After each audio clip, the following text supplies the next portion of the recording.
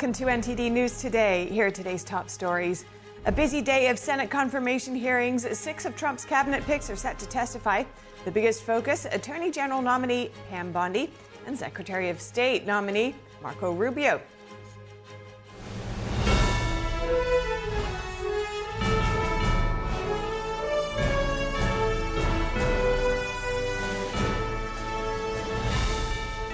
This is NTD News Today, live from our global headquarters in New York City. Today is Wednesday, January 15th. I'm Stephanie Cox. Former Florida Attorney General Pam Bondi is President-elect Trump's nominee for Attorney General. She faces 2 days of confirmation hearings with the Senate Judiciary Committee beginning today. NTD's Daniel Monahan reports on Bondi's educational and professional background. I'm Pam Bondi. Pam Bondi is originally from Temple Terrace, Florida, where her father served as mayor. She graduated from C. Leon King High School in Tampa. Bondi majored in criminal justice, earning a Bachelor of Arts degree from the University of Florida in 1987. She attended law school at Stetson University. Bondi spent more than 18 years as a prosecutor in Hillsborough County, trying cases ranging from domestic violence to capital murder. In 2010, she made history as Florida's first female attorney general. Bondi held the position from 2011 to 2019. As Florida's top prosecutor, she spearheaded reforms targeting corruption and the opioid crisis. In 2019, Bondi joined Trump's legal team during his first impeachment trial in the Senate. Trump was eventually acquitted. Bondi has been a vocal critic of the criminal cases against Trump. She has also served as a chair at the America First Policy Institute, a think tank established by former Trump administration staffers. In his nomination post on Truth Social, Trump described Bondi as an America First fighter who is smart and tough. The president-elect praised her work as a prosecutor, noting that she was very hard on violent criminals, which helped make Florida's streets safer for families. Senator Tommy Tuberville called Bondi a brilliant attorney with a long career of fighting for the Constitution. Senators Lindsey Graham and Chuck Grassley met with Bondi in early December. She's a great choice, been a long-time friend. I think the right person at the right time. I look forward to next year. Thank you, Senator. So I want to congratulate you, and I hope that you feel the honor that you should feel for having this nomination. Bondi's nomination followed former Congressman Matt Gaetz's withdrawal from contention. Gaetz stated that he did not want to become a distraction for Trump's second administration. Republican Senator Kevin Cramer of North Dakota commented at the time that there was not a path for Gaetz to become Attorney General. Daniel Monahan, NTD News. The hearing for Trump's AG pick Pam Bondi is now underway. Let's tune in. She's serving as the 87th Attorney General of the United States after her approval. Congratulations to your nomination, Ms. Bondi, and thank you for your willingness to serve. I thank Senator Durbin for his leadership as chairman of the committee over the last 4 years. Although he and I have differences of policies, I think the public could say we worked well together on many issues over the years. As he steps into his role as ranking member, I will work closely with Senator Durbin to serve the American people. I also would like to welcome 3 brand new members of the committee and a person that's repeating his service here after a stint off. I welcome to the committee Senator Britt, Senator Schmidt, Senator Crapel, and Senator Schiff. Welcome. Before we get started, I'd like to set out a couple ground rules. I want to handle this hearing using a similar structure to how Senator Durbin handled the nomination hearing of Attorney General Garland. I want everyone here to be able to watch the hearing without obstruction. If people stand up and block the view of those behind them or speak out of turn, it's not fair or considerate to others. so officers will immediately remove those individuals. Now, before I turn to my opening statement, let me explain how we're going to proceed today.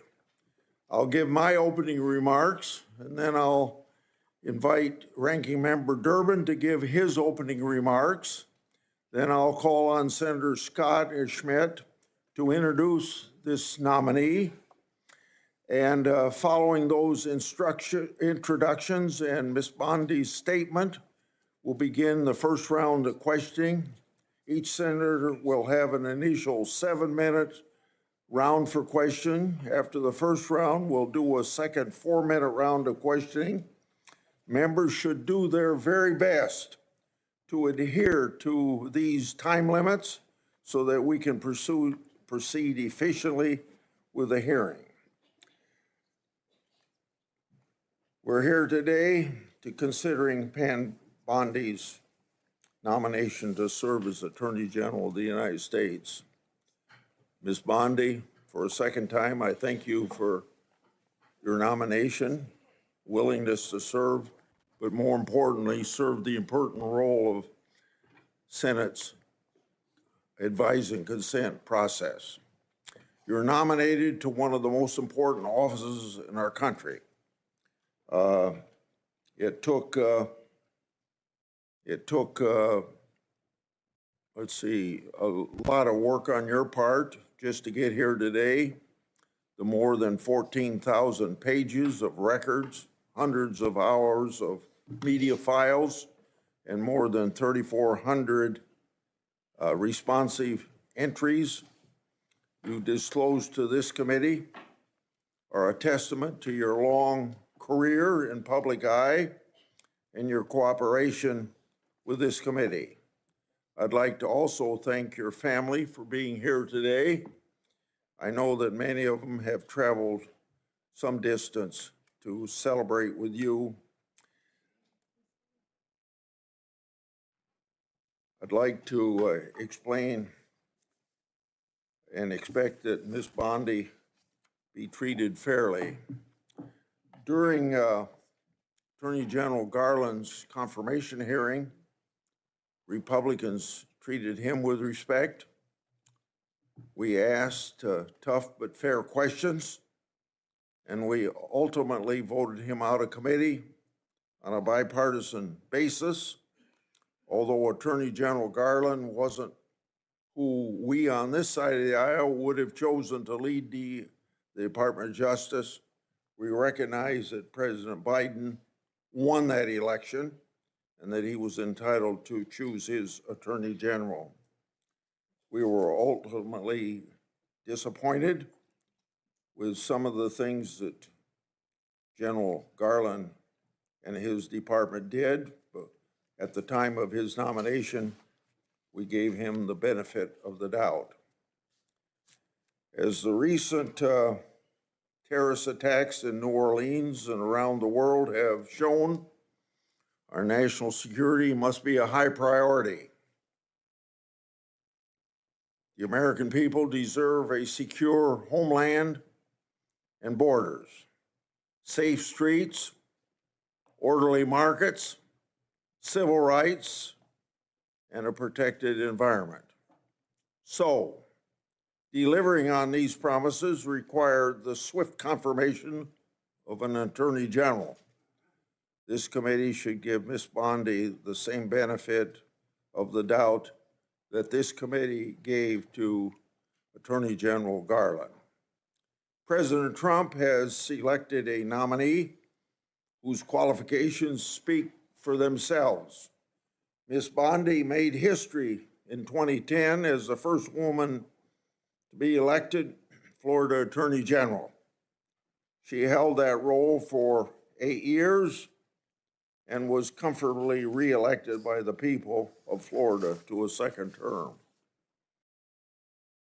8 years of service as Attorney General of the third largest state in the nation is excellent preparation for the role of U.S. Attorney General. As Florida Attorney General, Ms. Bondi was a member of the Florida cabinet, chief legal officer of the state, and led a large agency that tangibly impacted people's lives. And by all accounts, Ms. Bondi handled her responsibilities well. As the Florida Attorney General, Ms. Bondi achieved numerous successes. She engaged in key initiatives to fight human trafficking, counter the opioid epidemic, and protect consumers and protect the citizens of Florida from violence. She didn't shy away from hard work or complicated problems. She engaged in an aggressive campaign to eliminate pill mills, took a leading role in securing a $3.25 billion settlement following the Deepwater Horizon oil spill, and eliminated the backlog of rape test kits that had accumulated in that state's laboratories. Ms. Bondi experience isn't limited to her service as Florida Attorney General. She also served as a prosecutor in Hillsborough County for 18 years and prosecuted terrible crimes. She sought tough penalties and justice for victims of violent criminals, domestic abusers, and sexual predators. She prosecuted drug traffickers and thus protected her community.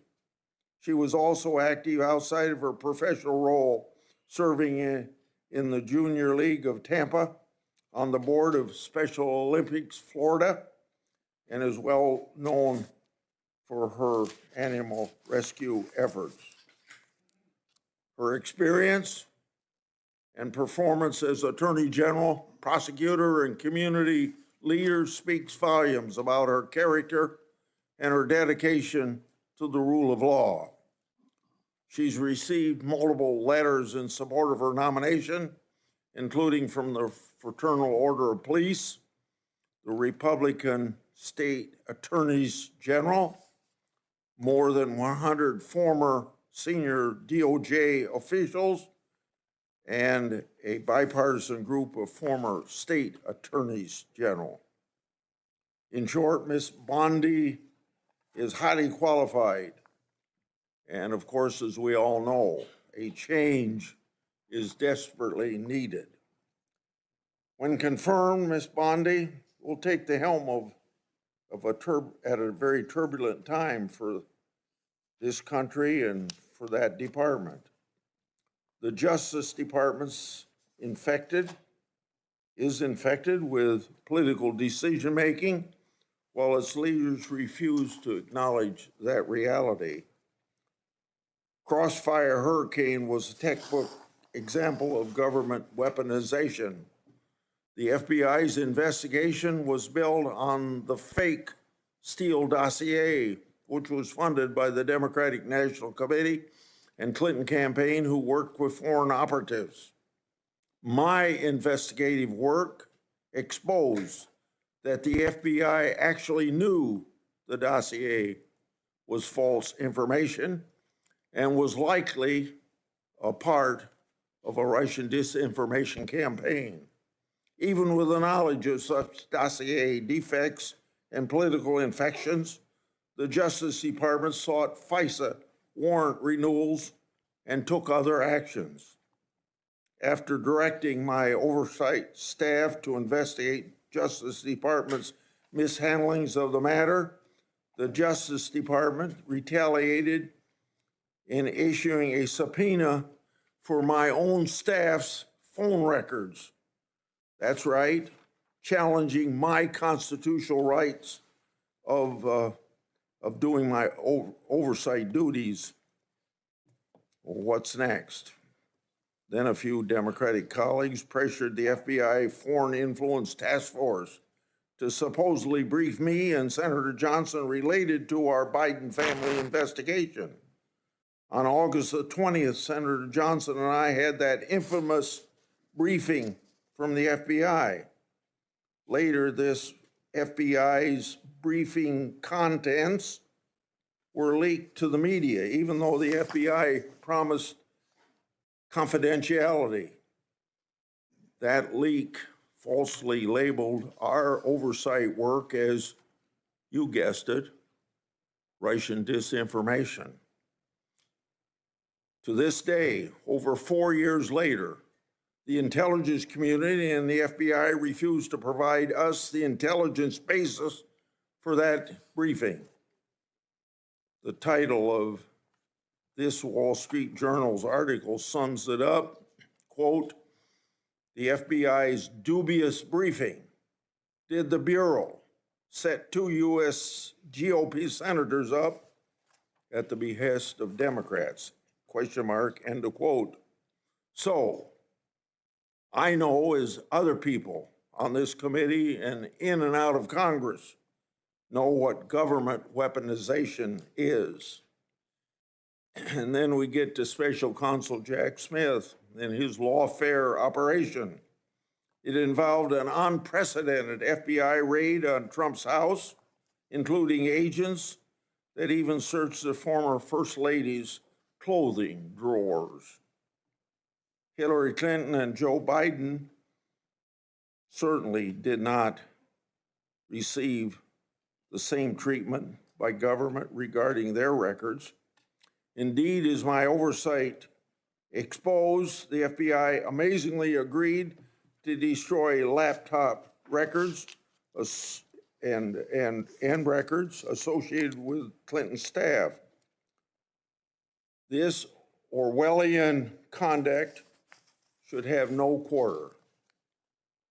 On top of it all, the FBI Special Agent Thibault, the anti-Trump agent that violated the Hatch Act for political activities on the job, started one of Jack Smith's cases. But Jack Smith wasn't the only department official who tried to influence this past election. The Washington Post reported just last August about a previously undisclosed Mueller investigation into Trump that was closed for lack of evidence, and it being, quote unquote, fishing expedition.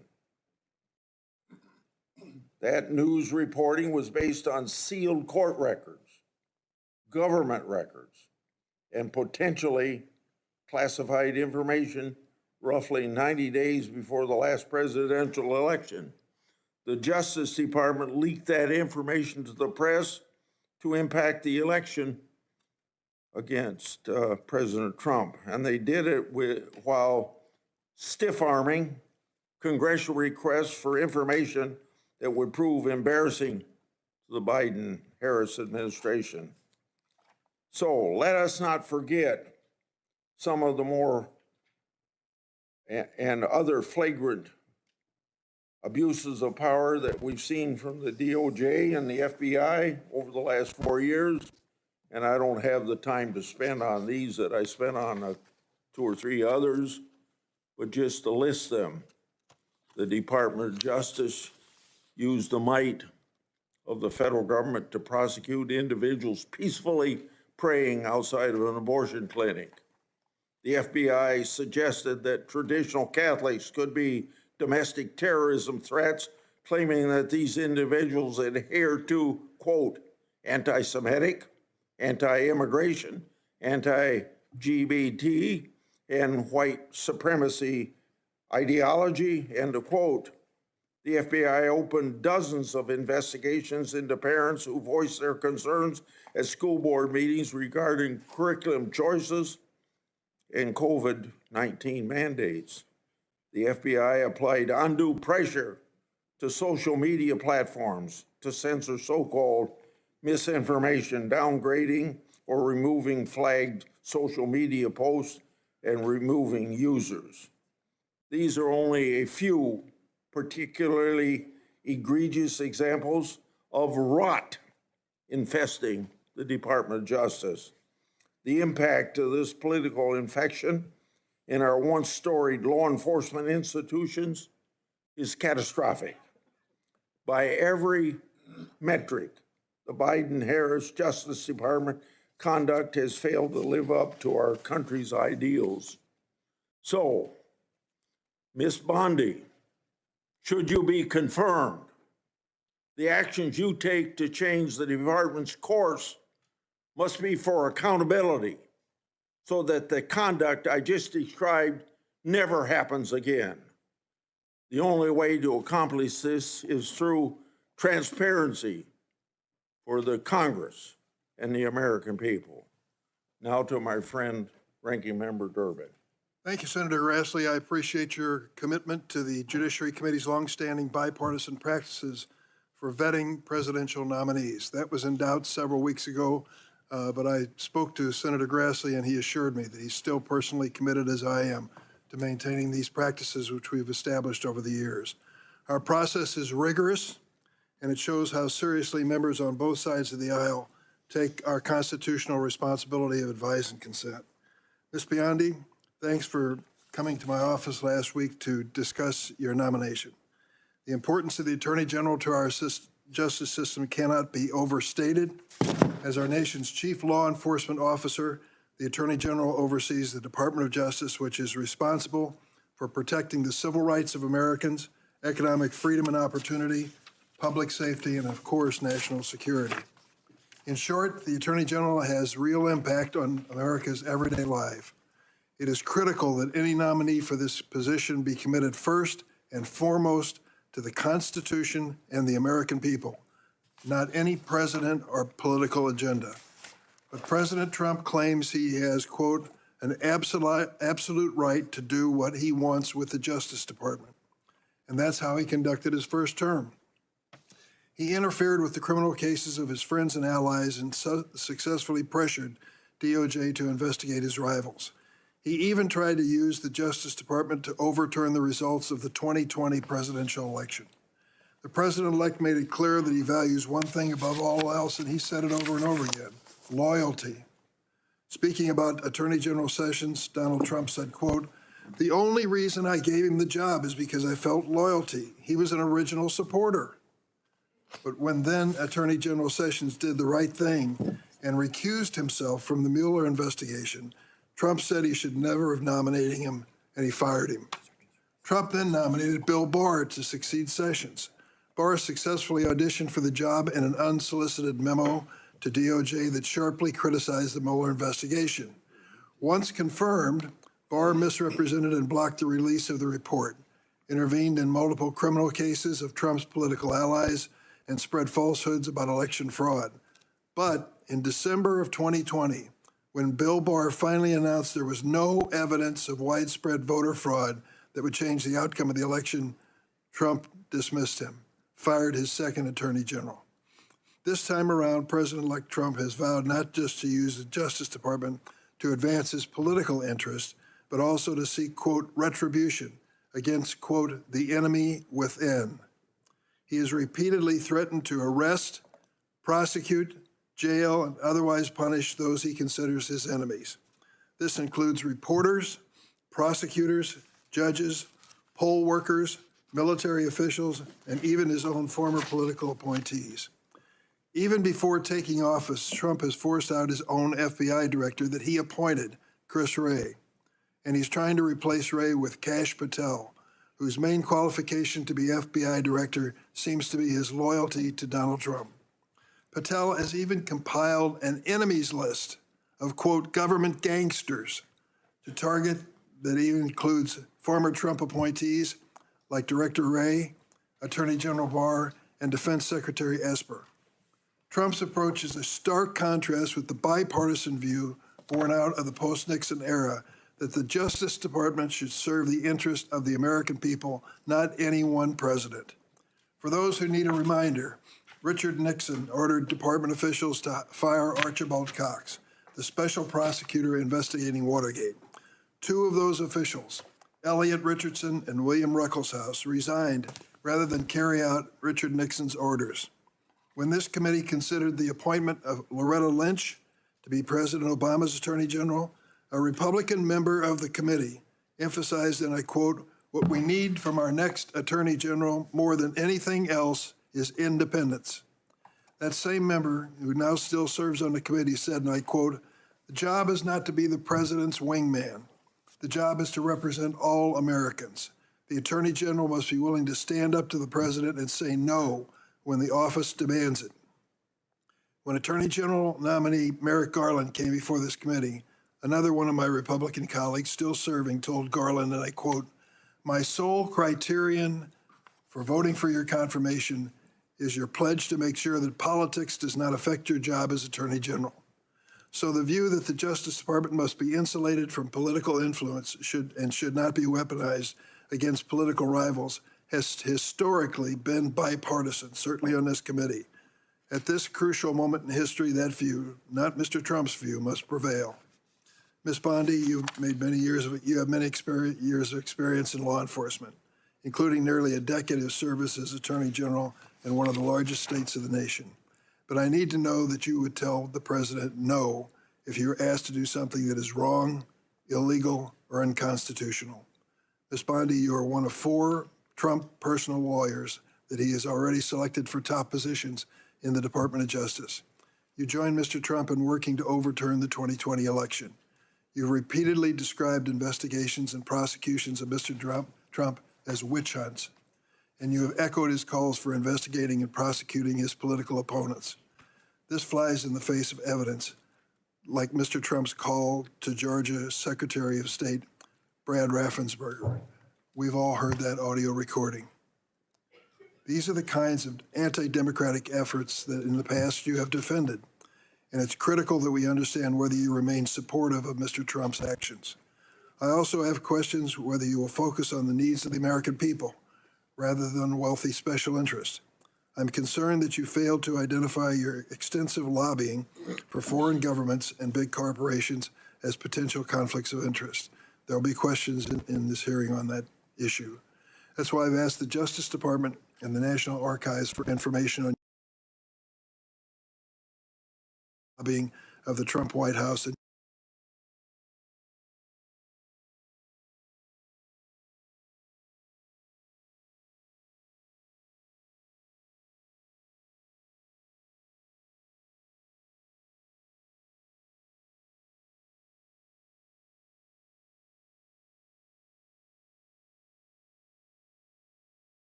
I also have questions about some of your actions as Florida Attorney General.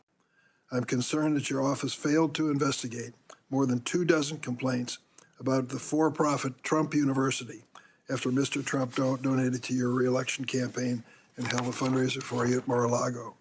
In addition, you have a long track record on the issue of civil rights, reproductive rights, voting rights, and LGBTQ rights that needs to be discussed.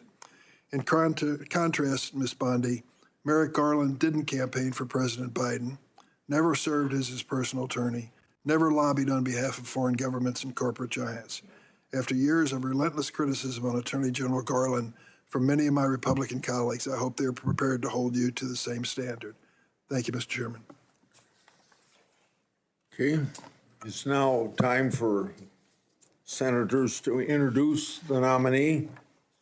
The first one will be Senator Scott at the table, as you see, and Senator Schmidt is a member of this committee at his place on the dais. Senator Scott, please proceed. Mr. Chairman, ranking member, and committee members, it is an absolute honor to sit before you today to introduce my good friend, Pam Bondi, for her nomination hearing. I'd also like to recognize some important people appearing in support of her today, her husband, John, as well as her mother, father-in-law, sister, brother, sister-in-law, and nephews, friends, and family members of John. Many more would surely be here if space allowed. I can tell you wholeheartedly that President Trump couldn't have a better leader than Pam Bondi for Attorney General. She is undoubtedly qualified, brilliant, and committed to defending and protecting the laws of this nation, and has a track record to prove it. It is no secret that the DOJ is facing a public trust crisis after Democrats spent years weaponizing the justice system and the entire federal government. They become an agency that attacks the American people instead of defending and protecting them. That will change under Pam Bondi. Under her leadership, the DOJ will actually fairly enforce the laws, protect the rights of the American people, and keep our nation safe and crack down on violent crimes and dangerous drugs. and the American people will trust her to do so. I know that well because I worked alongside Pam Bondi for 8 years when I was governor of Florida, and she was Florida's elected attorney general, working to improve the lives of Floridians to make Florida the best state in the nation to live, work, and raise a family. Pam was an incredible partner, working to keep Florida safe and uphold the laws of our state, ensuring crime is aggressively pursued by law enforcement and prosecutors. President Trump has made clear that one of his top priorities is to reverse the rising rates of crime, and specifically violent crime, that have plagued our communities over the past 4 years. Pam Bondi is uniquely equipped to advance this priority as U.S. Attorney General because she has a proven track record of success in achieving dramatic reductions in crime and violent crime during her time as Florida's Attorney General. From 2010, the year before she took office, to 2018, the last year she was in office, together, Florida experienced a remarkable 26% drop in overall crime, including a 19.6% drop in violent crime and a 27.4% drop in property crime. These aren't just numbers. These are tens of thousands of lives saved and communities improved and made safer and families and businesses protected. As Florida's Attorney General, Pam Bondi also spearheaded other life-saving initiatives like tackling the opioid epidemic and fighting human trafficking. Her achievements are too many for me to list in this short introduction. As U.S. Attorney General, Pam Bondi will restore law and order to the nation.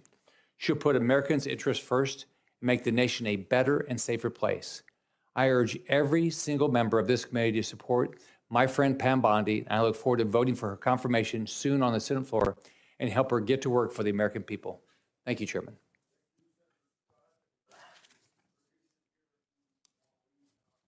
Thank you. Thank you, Mr. Chairman, Ranking Member Durbin, and members of the committee.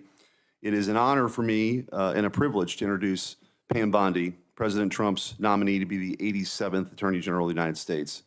I have known and worked closely with Pam for years, and I'm glad to call her a friend. When Pam was nominated by President Trump, my reaction was, this is a home run. As many of us are, I was only to be outdone by Senator Graham, who described the nomination as a grand slam, touchdown, hole-in-one, ace, hat trick, slam dunk, Olympic gold medal pick, and he's right. As the letter joined by more than 100 former Justice Department officials put it, quote, it's all too rare for senior Justice Department officials, much less attorneys general, to have such a wealth of experience in the day-to-day work of keeping our communities safe, end quote. Pam exemplifies and personifies the Department of Justice's mission to uphold the rule of law, to keep our communities safe, and to protect our rights and liberties as Americans. Pam has distinguished herself in her career in public service that has taken her from her small-town upbringing in Temple Terrace, Florida, to a hearing before this esteemed committee. After attending the University of Florida and Stetson University College of Law, she started her career as a local prosecutor in Hillsborough County, Florida. As a local prosecutor for nearly 2 decades, Pam kept her community safe, prosecuting violent criminals, drug dealers, those who had threatened the local community, and those who stood in opposition to the rule of law. Pam's fellow Floridians then elected her to serve as Florida's Attorney General, where she was the first woman in state history elected to that office. As a former state attorney general myself, I can vouch for the deep experience that Pam Bondi has developed from serving in that role. As the chief law enforcement official in her state, she worked with local prosecutors to fight crime, worked to protect our constitutional rights, or the constitutional rights of Floridians, and stood up for the little guy by taking on abuses of power. As Florida's Attorney General, she worked tirelessly to combat the opioid crisis, fighting pill mills, and helping to combat the widespread misuse and trafficking of deadly drugs, including fentanyl, which have devastated families and communities all across our country. She stood up for Floridians in the wake of a 2008 financial crisis, leading to the National Mortgage Settlement Act, resulting in $56 billion in compensation to victims.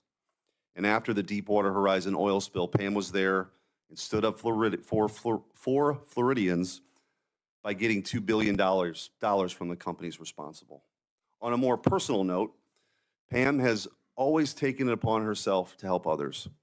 She's incredibly generous and someone I could always count on. She's truthful, she's tough, and she's a born leader. She has charted her own course with the rare combination of backbone and heart.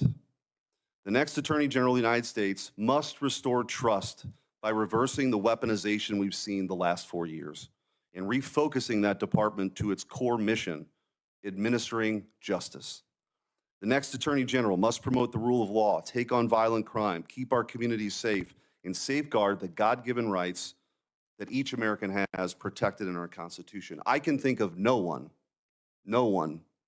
more up to that task than Pam Bondi, a career prosecutor and widely respected Attorney General with the prudence, fortitude, and temperance for this incredibly important job. Mr. Chairman, it is truly an honor for me to introduce Pam Bondi to this committee and to our country here.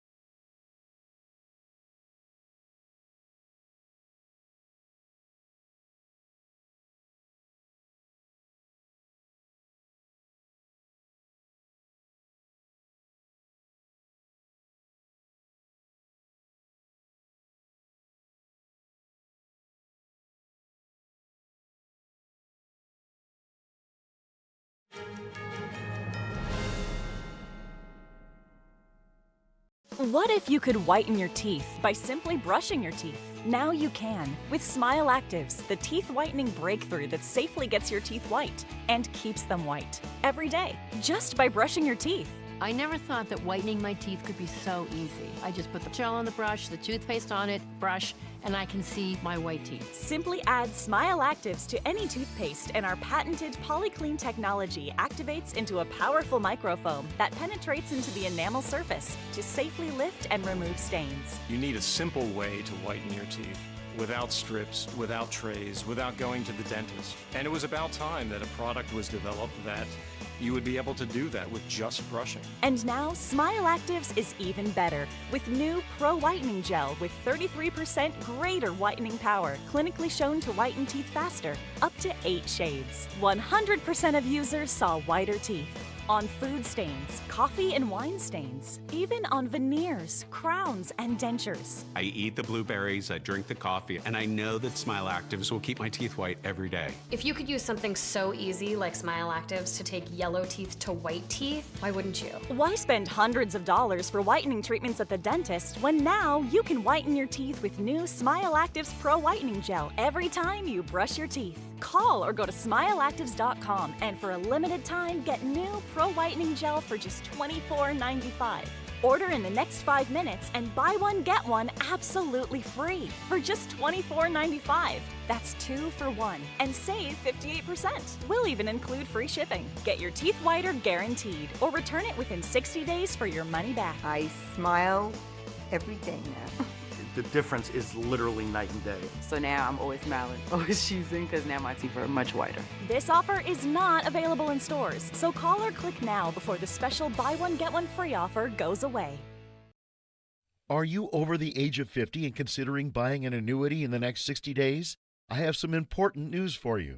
Don't buy an annuity until you understand the pros and cons of annuities. Call now for this free book on maximizing your income in retirement. Annuity due.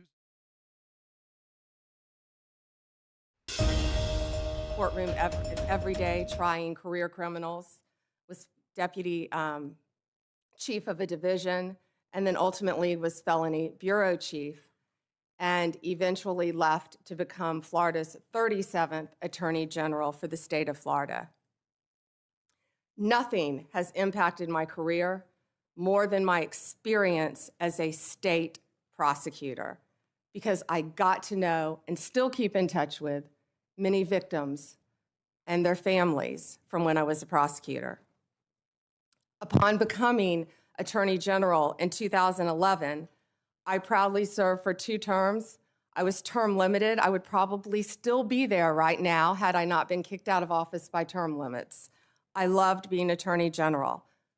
I did my best to keep Florida safe, to continue to stand up for victims of crime, and to fight the opioid crisis and the drug crisis that was not only facing Florida, but this entire country.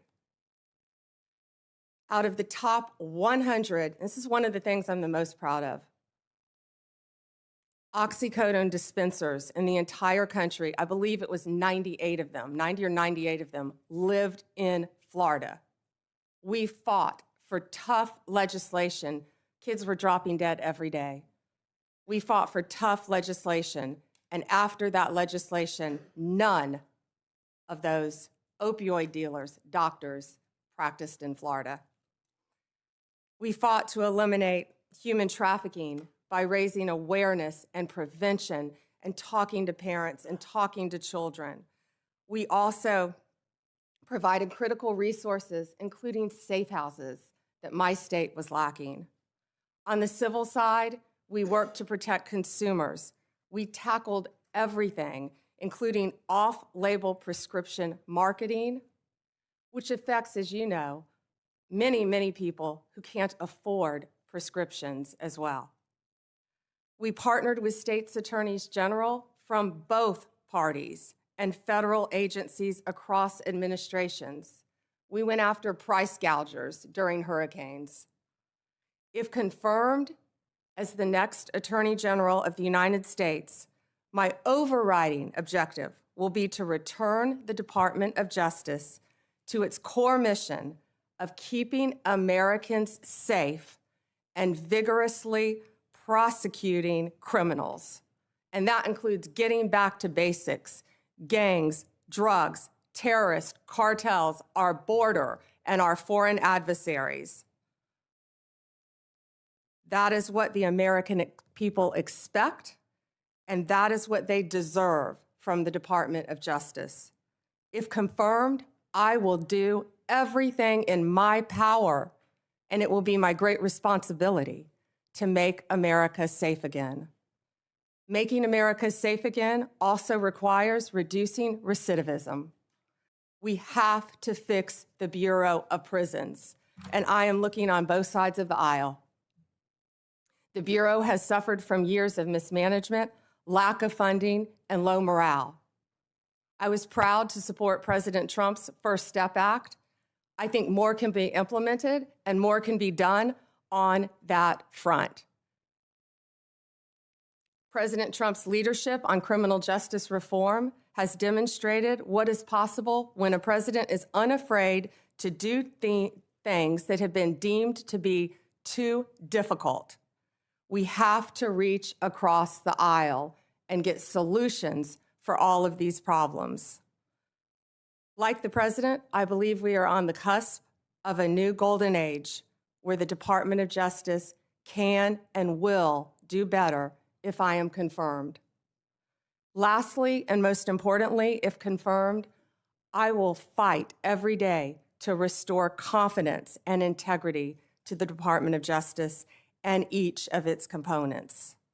The partisanship, the weaponization will be gone. America will have one tier of justice for all. In all this work, I'll collaborate closely with this committee. I will work with all of you, as I've committed to do when I met with almost all of you. And I will partner not only with the federal agencies, but with the state and local officials throughout our great country. I look forward to answering your questions today and working together for this country and our Constitution. Thank you, Senators.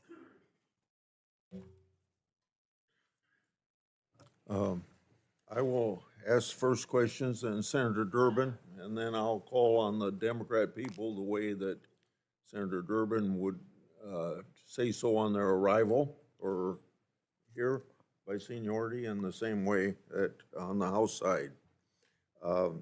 and I'll make sure that I don't abuse the 7 minutes. I want you to have your attention on this binder that I put up here. It gets to a key factor of each senator's role in oversight.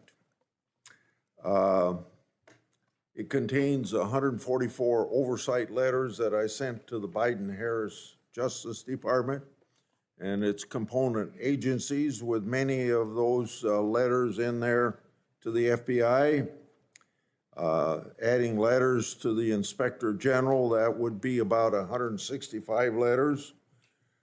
So I've sent more letters since you've been in my office before Christmas. Should you be confirmed, 144 letters will be your responsibility. The responses I have received so far fall in two categories. First, they weren't answered at all. Second, I received a response, but it didn't fully respond. Said another way, the Justice Department merely sent me words on a piece of paper. So, should you be confirmed, you'll have an obligation to respond even to the minority and consider a letter from them, even if my signature's not on it, as they want information. Will you commit to responding to my oversight requests as well as the requests of other members of the committee? Chairman, either I or my top staff will personally review the letters and do everything we can to respond to you. Your tenure as Florida Attorney General was impressive. You fought against pill mills, human trafficking. You eliminated a backlog of rape test kits in state labs. You fought against organized retail theft, and you were known to stand for law and order. With such achievements, it's easy to see why the people of Florida re-elected you in 2014 and why President-elect Trump nominated you to serve as the nation's chief law enforcement officer.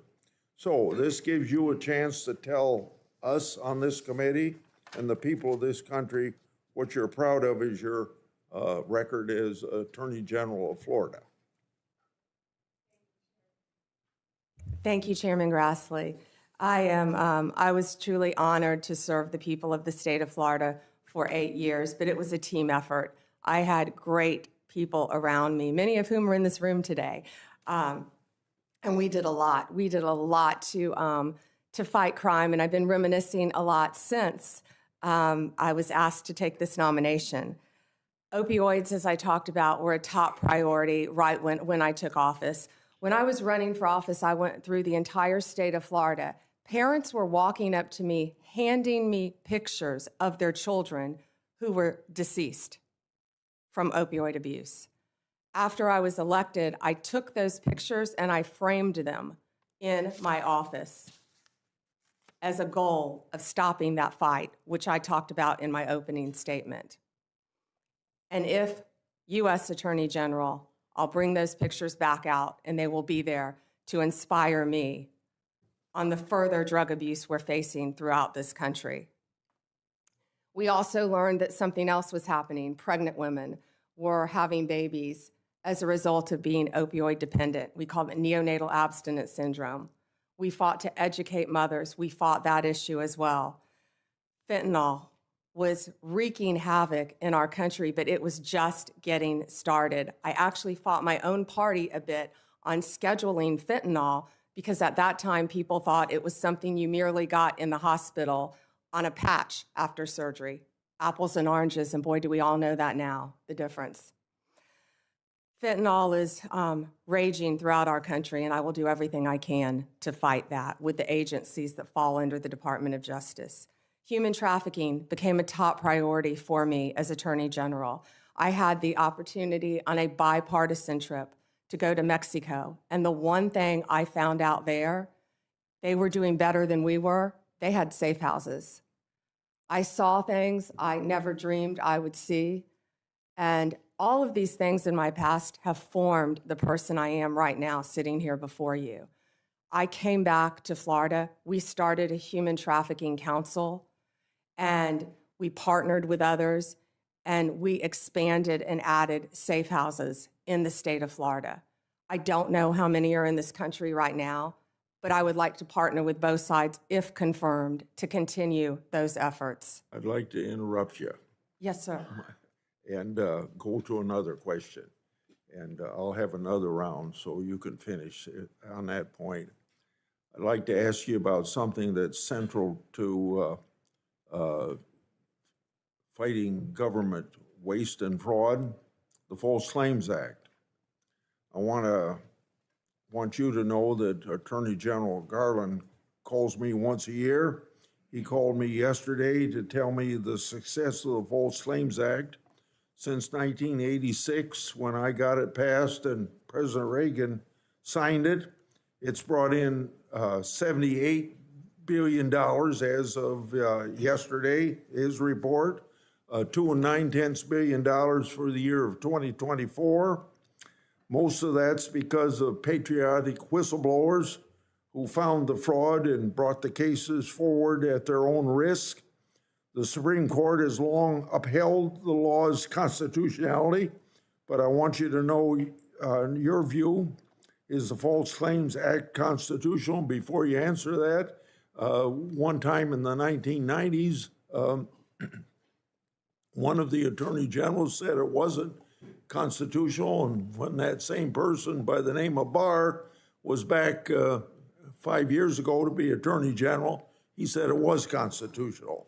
So if confirmed, will you commit? Well, answer that first question. Do you think it's constitutional? Would you defend the constitutionality of it? I would defend the constitutionality, of course, of the False Claims Act, Senator. Last question. If confirmed, would you commit to continuing DOJ's defense of the constitutionality of it? And will you assure the entire staff and funding levels to properly support and prosecute false claim cases? Senator, the False Claims Act is so important, and especially by what you said with whistleblowers as well, and the protection and the money it brings back to our country. Yes, sir. Thank you for your answers. Senator Durbin. Thank you, Senator Grassley. Ms. Bondi, if you're successful in your nomination, this Democrat would like to give you 3 words of advice. Answer Grassley's letters. You'll never hear the end of it if you don't. At issue, I believe, in this nomination hearing is not your competence nor your experience. At issue is your ability to say no. More than any other cabinet official, the Attorney General has to be prepared to put the Constitution first and even tell the President of the United States you're wrong. The political danger and personal costs of such a decision are well documented. You have only to ask former Attorney General Jeff Sessions and Bill Barr, whom Donald Trump sacked for lack of loyalty. And so I have 3 basic questions I'd like to ask you. Most Americans believe that central to the peaceful transition of power in a democracy is the acceptance of the results of an election. To my knowledge, Donald Trump has never acknowledged the legal results of the 2020 election. Are you prepared to say today under oath without reservation that Donald Trump lost the presidential contest to Joe Biden in 2020? Ranking Member Durbin, President Biden is the President of the United States. He was duly sworn in, and he is the President of the United States. There was a peaceful transition of power. President Trump left office and was overwhelmingly elected in 2024. Do you have any doubts that Joe Biden had the majority of votes, electoral votes, necessary to be elected president in 2020? You know, Senator, all I can tell you as a prosecutor is from my firsthand experience. And I accept the results. I accept, of course, that Joe Biden is president of the United States. But what I can tell you is what I saw firsthand when I went to Pennsylvania as an advocate for the campaign. I was an advocate for the campaign, and I was on the ground in Pennsylvania, and I saw many things there. But do I accept the results? Of course I do. Do I agree with what happened? And I saw so much. You know, no one from either side of the aisle should want there to be any issues with election integrity in our country. We should all want our elections to be free and fair, and the rules and the laws to be followed. I think that question deserved a yes or no. And I think the length of your answer is an indication that you weren't prepared to answer yes. Have you heard the recording of President Trump on January 2nd, 2021, when he urged the Secretary of State of Georgia to, quote, find 11,780 votes and declare him the winner of that state?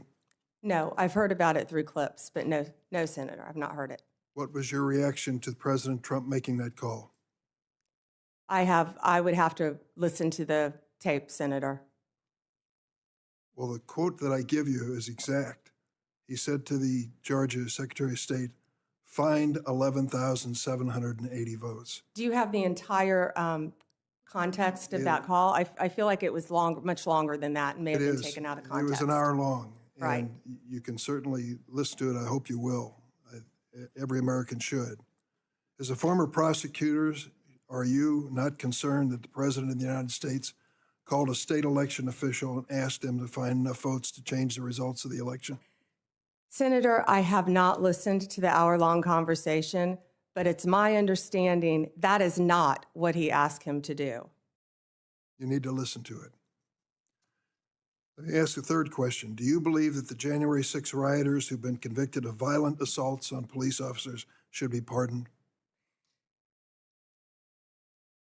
Senator, if confirmed as Attorney General of the United States, the pardons, of course, fall under the President. But if asked to look at those cases, I will look at each case and advise on a case-by-case basis, just as I did my entire career as a prosecutor. You also advise the President on pardons as part of your responsibility as Attorney General. And so I'm asking you, do you believe that those who've been convicted of the January 6 riot, violent assaults on our police officers, should be pardoned? That's a simple question. So, Senator, I have not seen any of those files, of course. If confirmed and if asked to advise the President, I will look at each and every file. But let me be very clear in speaking to you. I condemn any violence on a law enforcement officer in this country. Let me ask you about your work as a lobbyist for Ballard Partners. You did not list your current position as a partner at the lobbying firm, nor the work you've done for your Ballard Partner clients, such as lobbying for the country of Qatar for $115,000 a month, and for corporate giants Amazon and Uber when you were asked about conflicts of interest. Why do you believe your work as a lobbyist does not constitute potential conflicts of interest? Well, Senator, first, that was the amount my firm received. I believe multiple people represented the country of Qatar within my firm. My role, and I am very proud of the work that I did, it was a short time and I wish it had been longer for Qatar, was anti-human trafficking efforts leading into the World Cup, which is something I'd like to talk about later too. I was registered as FARA along with many members of my firm. That was the sole portion of my representation for Qatar. Now, if there are any conflicts with anyone I represented in private practice, I would consult with the career ethics officials within the department and make the appropriate decision. I would also like to point out to you, I don't believe that I would be the first Attorney General who has represented and advocated for businesses in their past. Of course not. The question is whether you will recuse yourself from any case involving your Ballard clients. One of those clients was the GEO Group, was it not? GEO, yes. A private prison company you lobbied for. It manages correctional institutions and detention facilities. The GEO Group has faced criticism for safety violations, inadequate health care, and poor management. The U.S. Immigration and Customs Enforcement is GEO's largest source of revenue. Under the Trump administration, GEO stands to earn hundreds of millions of dollars by detaining immigrants if there is this mass deportation. Would you sense any conflict of interest if you're asked to judge the performance of this government contractor? Senator, I will consult with the career ethics officials within the Department of Justice and make the appropriate decision. Thank you, Mr. Chairman. Senator Graham. Thank you. Congratulations. Thank you forgot to say that John's family was from South Carolina. The upstate, I'm sorry. Yeah. Give you a pass on that. From Anderson, by the way. So, listen, President Trump asked a bunch of us, who would you pick for Attorney General? How many of you got to ask that on our side? Probably didn't ask Dick, but he asked me. I said Pam Bondi. That's like an easy decision. I couldn't think of anybody more qualified, that he knew, that he trusted. And it's okay to have, you were his lawyer, right? Yes, sir. I represented him when they tried to impeach him the first time as part of White House Counsel, Office of Special Counsel. Being Trump's lawyer prepares you for many things. So, yeah, you have a longstanding relationship with the president. He trusts you. That's a good thing. That's probably why President Kennedy picked his brother, Bobby Kennedy.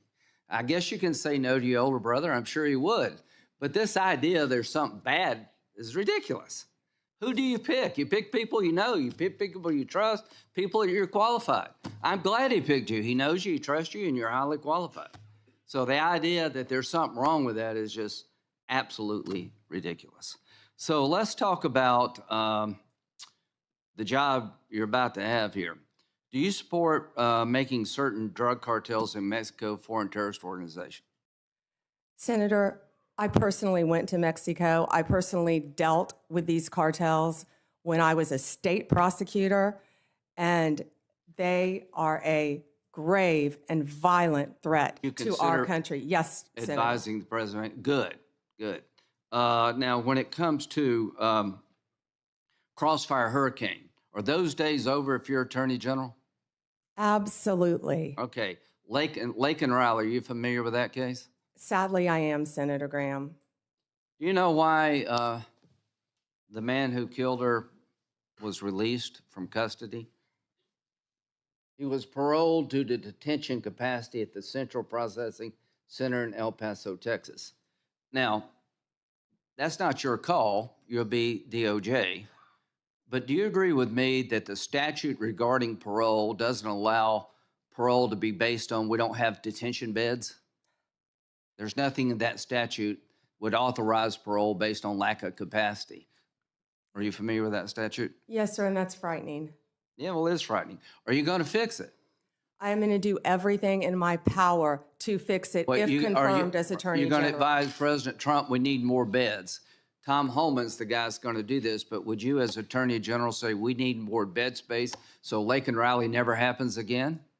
Senator, my job, if confirmed as Attorney General, will be to keep America safe. Do you think we need more detention space? And that includes having enough space for violent criminals, for people that should not be in this country who have committed violent crimes. And Lake and Riley is one of many. Yeah. But 41,000 beds in this country to detain people. We got like millions of people here illegally. We let this dude go because we didn't have any place to put him. I hope those days are over. And if, Tom, you're listening out there, I hope you'll create enough detention space to make sure we don't find this dilemma ever again. Do you think we're at war? And if so, who with? Oh, Senator, we're at war on so many fronts. Are we at war with ISIS? Of course, we're at war with ISIS. They're at war with us. Do you agree with that? Absolutely, Senator. Do you think since our withdrawal from Afghanistan, threats to our homeland have gone up from ISIS? Yes. Okay, March 7th, 2024, General Corella. I assess ISIS-K retains the capability and will to attack the U.S. and Western interests abroad in as little as 6 months with little or no warning. That's March of 2024. General McKenzie.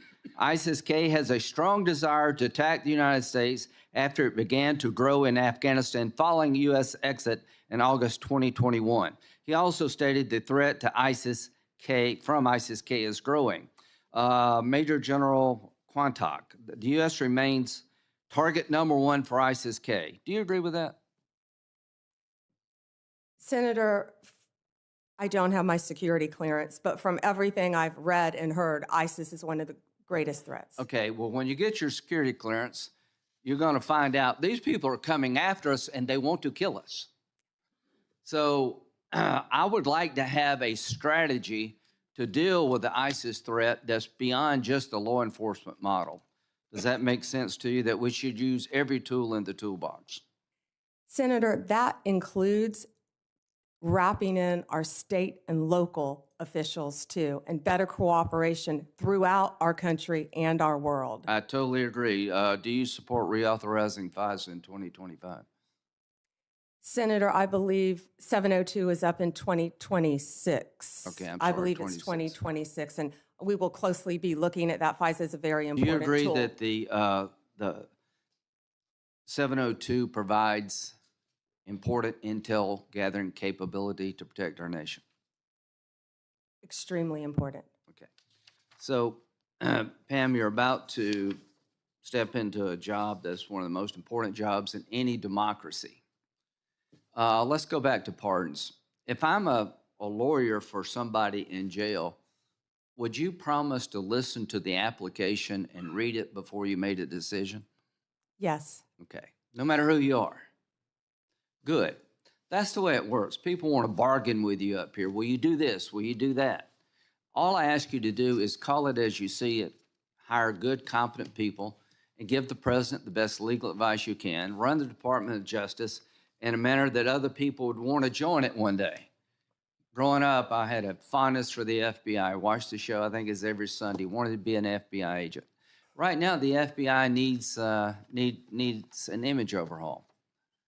So you have a real task ahead of you in two areas: to restore trust to many Americans who have lost trust in the Department of Justice, and to make sure that this country is safe from drug cartels that are killing 3,000 Americans every 2 weeks for money, to go after these people and to protect our homeland that's under siege. I think you're the perfect pick at one of the most dangerous times in American history, and I look forward to supporting you. Thank you, Senator. Senator Whitehouse. Thank you, Chairman. Welcome, Ms. Bondi. Thank you, Senator, and thank you for meeting with me. I greatly appreciate that. It was a pleasure. Ms. Bondi, you were a courtroom prosecutor for a great many years. As a courtroom prosecutor, did you ever have an enemies list? No, Senator. And you went on to be Florida's Attorney General. As Florida's Attorney General, did you ever have an enemies list? No, Senator. As Florida's Attorney General, you were responsible for hiring into the Florida Department of Attorney General, correct? Senator, the Attorney General's office in Florida is the third largest in the state, approximately 1,400 employees and approximately 400 lawyers. Only California and Texas are our bigger offices. And you were responsible So, yes. for hiring into that office while you were Attorney General? Yes. Would you Senator. have hired someone into the Florida Attorney General's office who you knew had an enemies list? Senator, to cut to the chase, you're clearly talking about Kash Patel. I don't believe he has an enemies list. He made a quote on TV, which I have not heard. I saw your sign, or Senator Durbin's sign, about Kash. But I know that Kash Patel has had 60 jury trials as a public defender, as a prosecutor. He has great experience in the Intel Department, Department of Defense. I have known Kash, and I believe that Kash is the right person at this time for this job. You'll have the ability to question Mr. Patel. And I'm questioning you when right you now do. about whether you will enforce an enemies list that he announced publicly on television. Oh, Senator, I'm sorry. There will never be an enemies list within the Department of Justice. Thank you. The FBI's, what is the FBI's role in national security and counterterrorism, and how important is that role? You know, Senator, I believe now more than ever, counterterrorism is so important and vital in our country. We are facing such incredible threats here and abroad. If I'm sure many of you saw former FBI Director Wray's interview on 60 Minutes, he talked about the threats that, frankly, again, I don't have my security clearance, but the threats facing us, Senator, from China right now that are so great. The sleeper cells within our country. Given that importance, is it responsible to call for shutting down the FBI's counterterrorism and national security work? And will you, as Attorney General, impede or shut down the FBI's counterterrorism and national security work?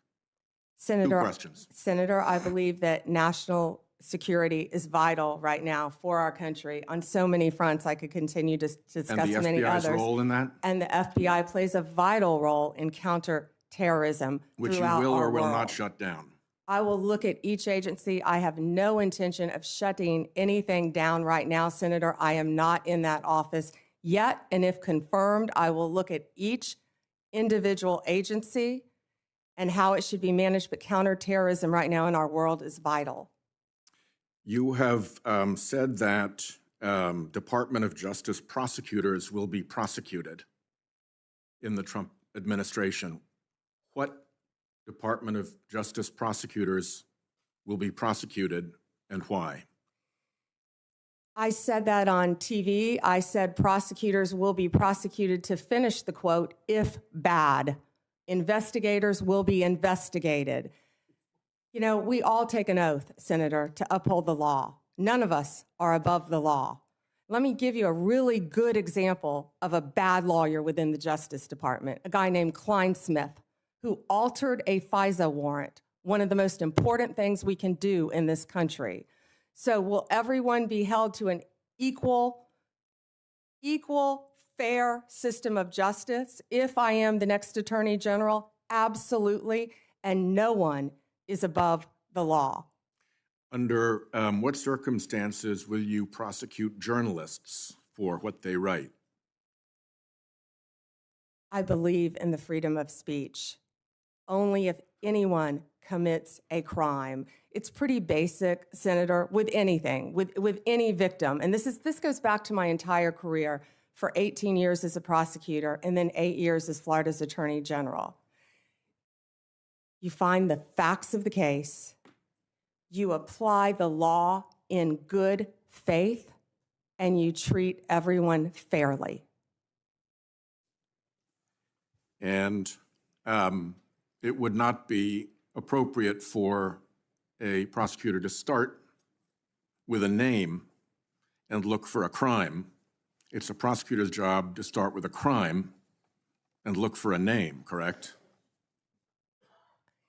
Senator, I think that is the whole problem with the weaponization that we have seen the last 4 years and what's been happening to Donald Trump.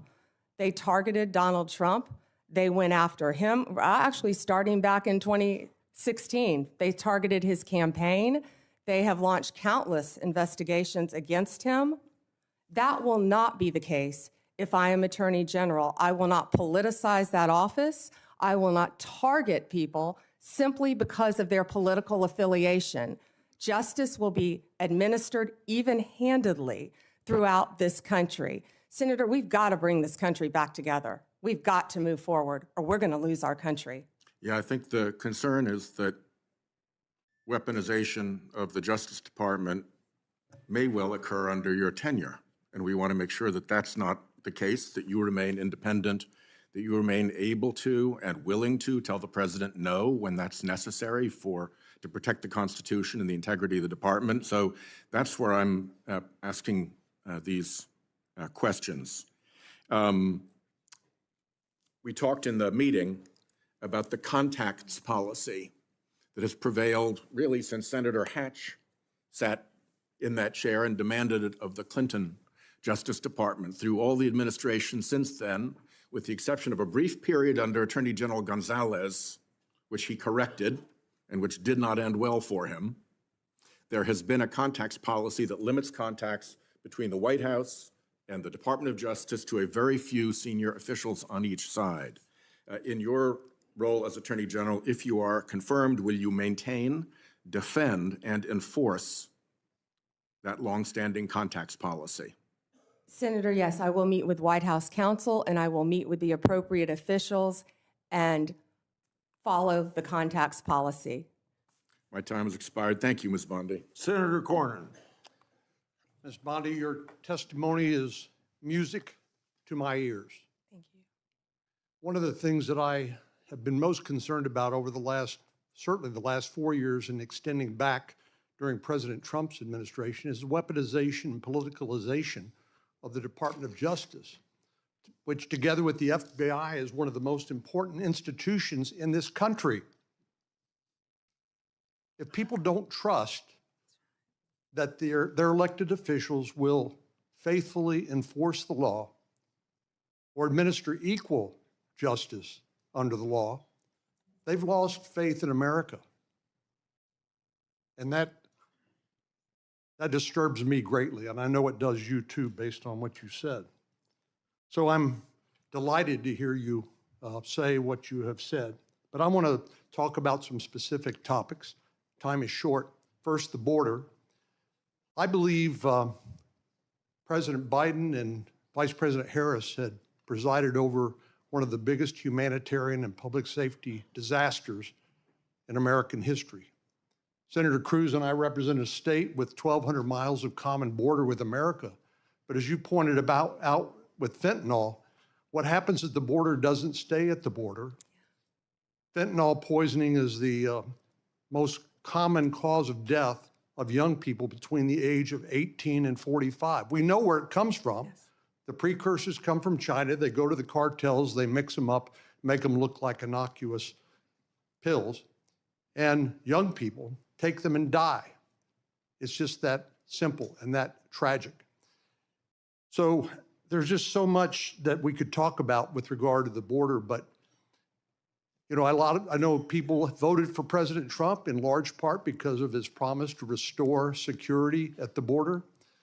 Will you do everything within your power as Attorney General to enforce the laws on the books, including the President's executive orders, which I anticipate he will be signing on January the 20th when he is sworn in, and help do everything you can and the Department of Justice can is to restore security to our southern border?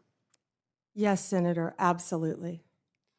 One example is, of course, if you come here to from anywhere in the country and you show up at the border under the Biden and Harris administration policies, you'll simply be released into the interior of the country, either to await a trial date, which may never occur due to the enormous backlog, or you will simply be paroled.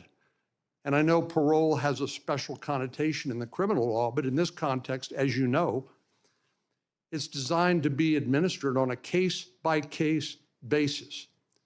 Yet President Biden and Vice President Harris had granted parole, that is, released people into the United States on a categorical basis, or anybody who shows up, or because they don't have the detention facilities to keep them. So do you believe Lake and Riley would be alive today if President Biden and Vice President Harris had enforced the law and secured the border? Senator, he should not have been in our country, and then Lake and Riley would have been alive. And I don't think it's just Lake and Riley. There are so many victims throughout our country. Not only that, we're all familiar with the violent gangs who are coming into our country, walking into our country freely through the open border. The cartels, the gangs, Venezuela's let people out of their prisons. It's been reported. I don't have the security clearance yet to see what's happening, but I know, we all know, there are criminals throughout our country, and it is my commitment to you on both sides of the aisle that I will do everything in my power with the agencies that fall under me if I am confirmed to make America safe again. We have to do that, Senator. Well, many of us, of course, see classified information on the Intelligence Committee or just generally in our duties as a senator. And so you're not going to feel any better about the blinking lights, the danger that Director Wray has talked about. In my closing moments here, I want to revisit an issue that is of particular importance. 60% of the President's daily brief, which is the intelligence brief that the Director of National Intelligence and the CIA Director delivered to the President, comes from Section 702 of the Foreign Intelligence Surveillance Act. I've called this the most important law that most people have never heard of. I know you have, and you're familiar with it, but I want to ask you a few questions about that. It's been called the crown jewel of U.S. intelligence. And of course, it cannot be legally used to spy on American citizens. And if it is, it ought to be prosecuted to the fullest extent of the law. I know you would agree with that. But there have been some, as you know, and as you pointed out to Senator Graham, we have a temporary extension of the existing authorization for the use of the intelligence community to target foreign threats to our national security that expires in 2026. And I'd like you just to confirm here on the record that you will enforce that law and you can support the law as it is written. Senator, I haven't read the entire 702 in front of you, but I will commit to reading that and doing everything I can to keep America safe again. Of course you will. So Director Ratliff, who's going to be, I'm going to go to his hearing on for CIA director. Of course, he was confirmed as Director of National Intelligence. Some have argued that in order to query or look at lawfully collected FISA 702 product, that you need to get a warrant requirement in order to show probable cause that a crime, including espionage, perhaps has been committed. But Director Ratliff has written that a warrant requirement may not achieve its intended objectives and could hinder national security efforts. Do you share Director Ratliff's concerns? I would read his memo, and I will speak to you after I read his memo, Senator. Well, we need to have I hope you and I can continue this conversation after this, because I think there's a lot of misinformation with regard to how Section 702 works. I'm happen to be one of the members of the Senate Intelligence Committee. We read that product on a regular basis, and it is not used to spy on American people. I think what's fundamentally missing is a lack of trust in the intelligence community, including the FBI, which I'm hoping you and Mr. Patel can restore. Thank you. Thank you. Senator Klobuchar. Thank you. Thank you, Mr. Chair. We had a good meeting this week. Thank you for that. And I appreciated your priorities on human trafficking that you mentioned today, that work, as well as fentanyl and some of your other prosecution experience. We had some similar backgrounds in doing that. And I want to talk about, first of all, the U.S. Attorney's Office in Minnesota, one of the premier offices in the country. This office has been instrumental in combating violent crime, dismantling street gangs, taking fentanyl off our streets, enforcing civil rights laws after George Floyd's murder, ensuring victims of fraud get justice. Do you agree that it should be a priority to support U.S. attorneys, frontline prosecutors, and case agents who work hard every single day on our streets?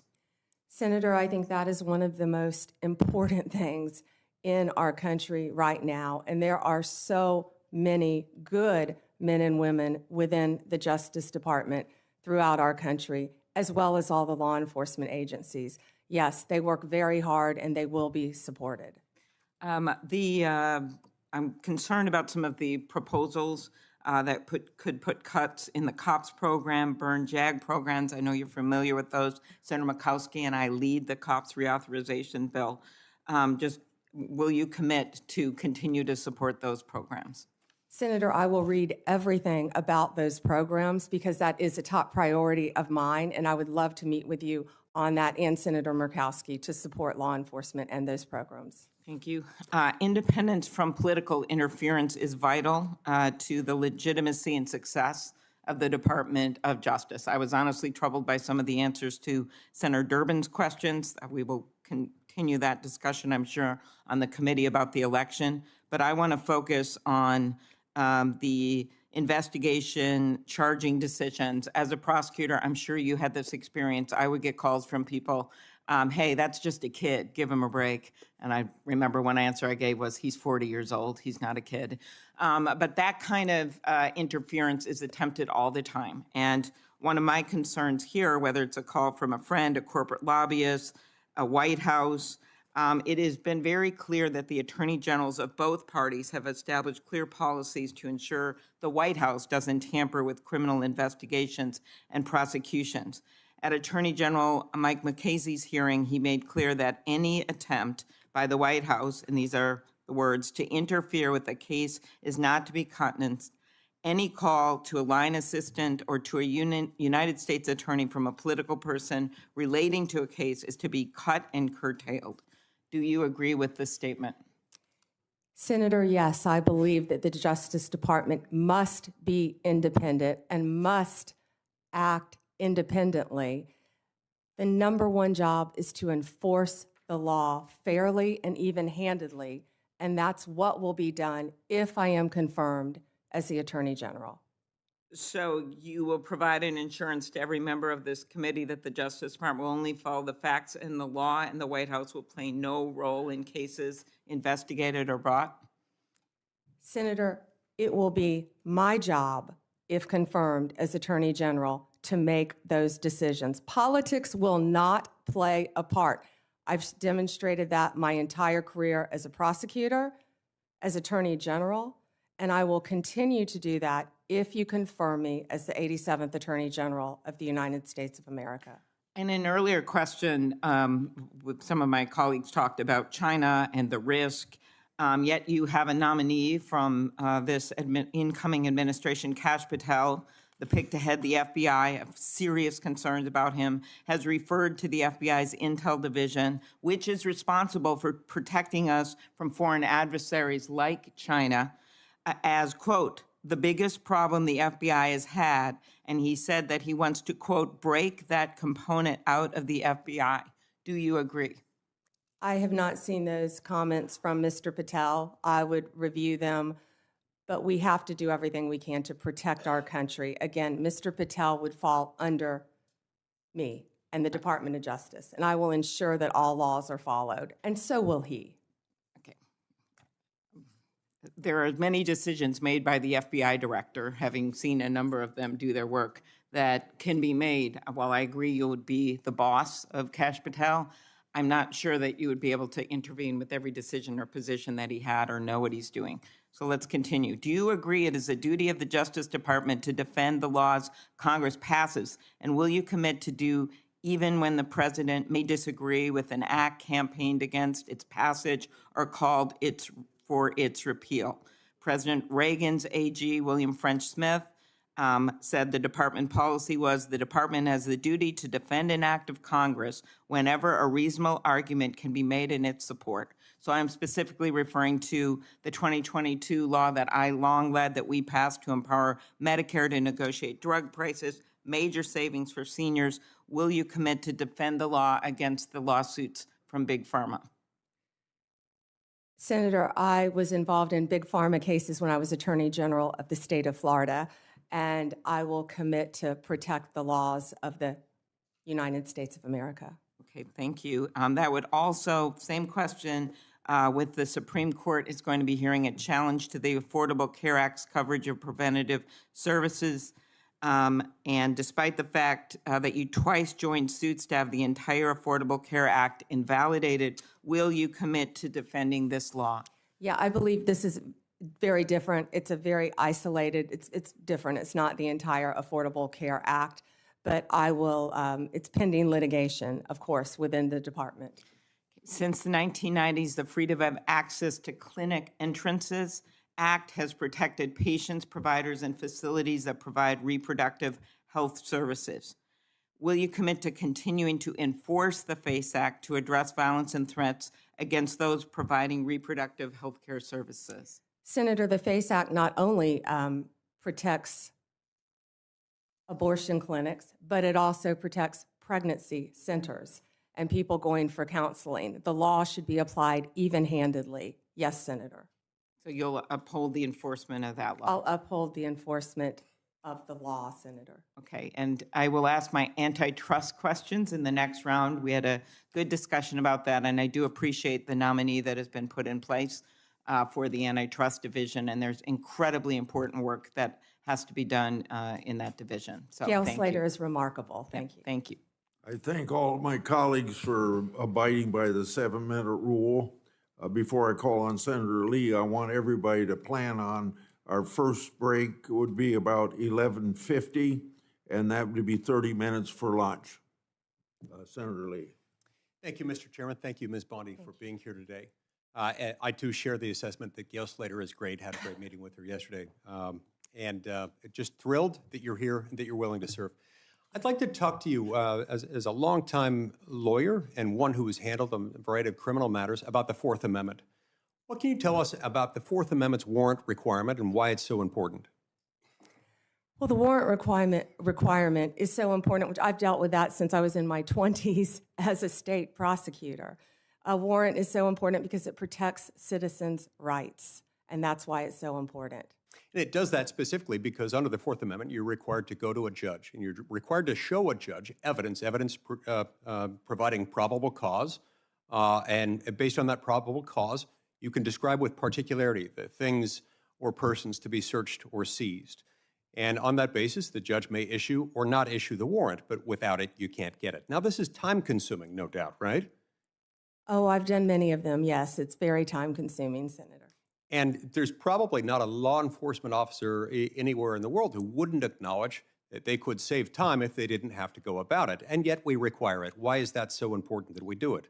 Well, it's so important for the reasons you just laid out. When I said I've done many of them, I've approved them and not approved them as a state prosecutor, because law enforcement, there are checks and balances, and law enforcement must bring these warrants to prosecutors to see if there is sufficient evidence. Then after that's done, they have to take them to a judge to have a judge sign them. So there have to be sufficient checks and balances throughout our system. So even after you as Attorney General, as the chief law enforcement officer and prosecutorial authority in the state of Florida approved it within your office, you still had to go to the judge.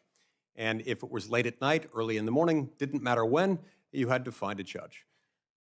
All hours of the night. That was more when I was a state prosecutor. As Attorney General, the office of the statewide prosecutor, Nick Cox, would have done that many, many times at all hours throughout the night and woken up many, many judges throughout the state of Florida. Is there an exception to the warrant requirement that exists anytime it would be inconvenient for prosecutors or anytime national security might be involved? I'm not certain about national security, but absolutely no for a state prosecutor. Right. Yeah, there's no exception. There's no catch-all exception that just says this is important or it would be inconvenient for the prosecutor, and with good reason. Right. We've learned through sad experience over many hundreds of years, not only in our own country, but also in that of our mother country, what happens when you don't have this in the loop. So you've been asked today a little bit about Section 702 of the Foreign Intelligence Surveillance Act, also known as FISA.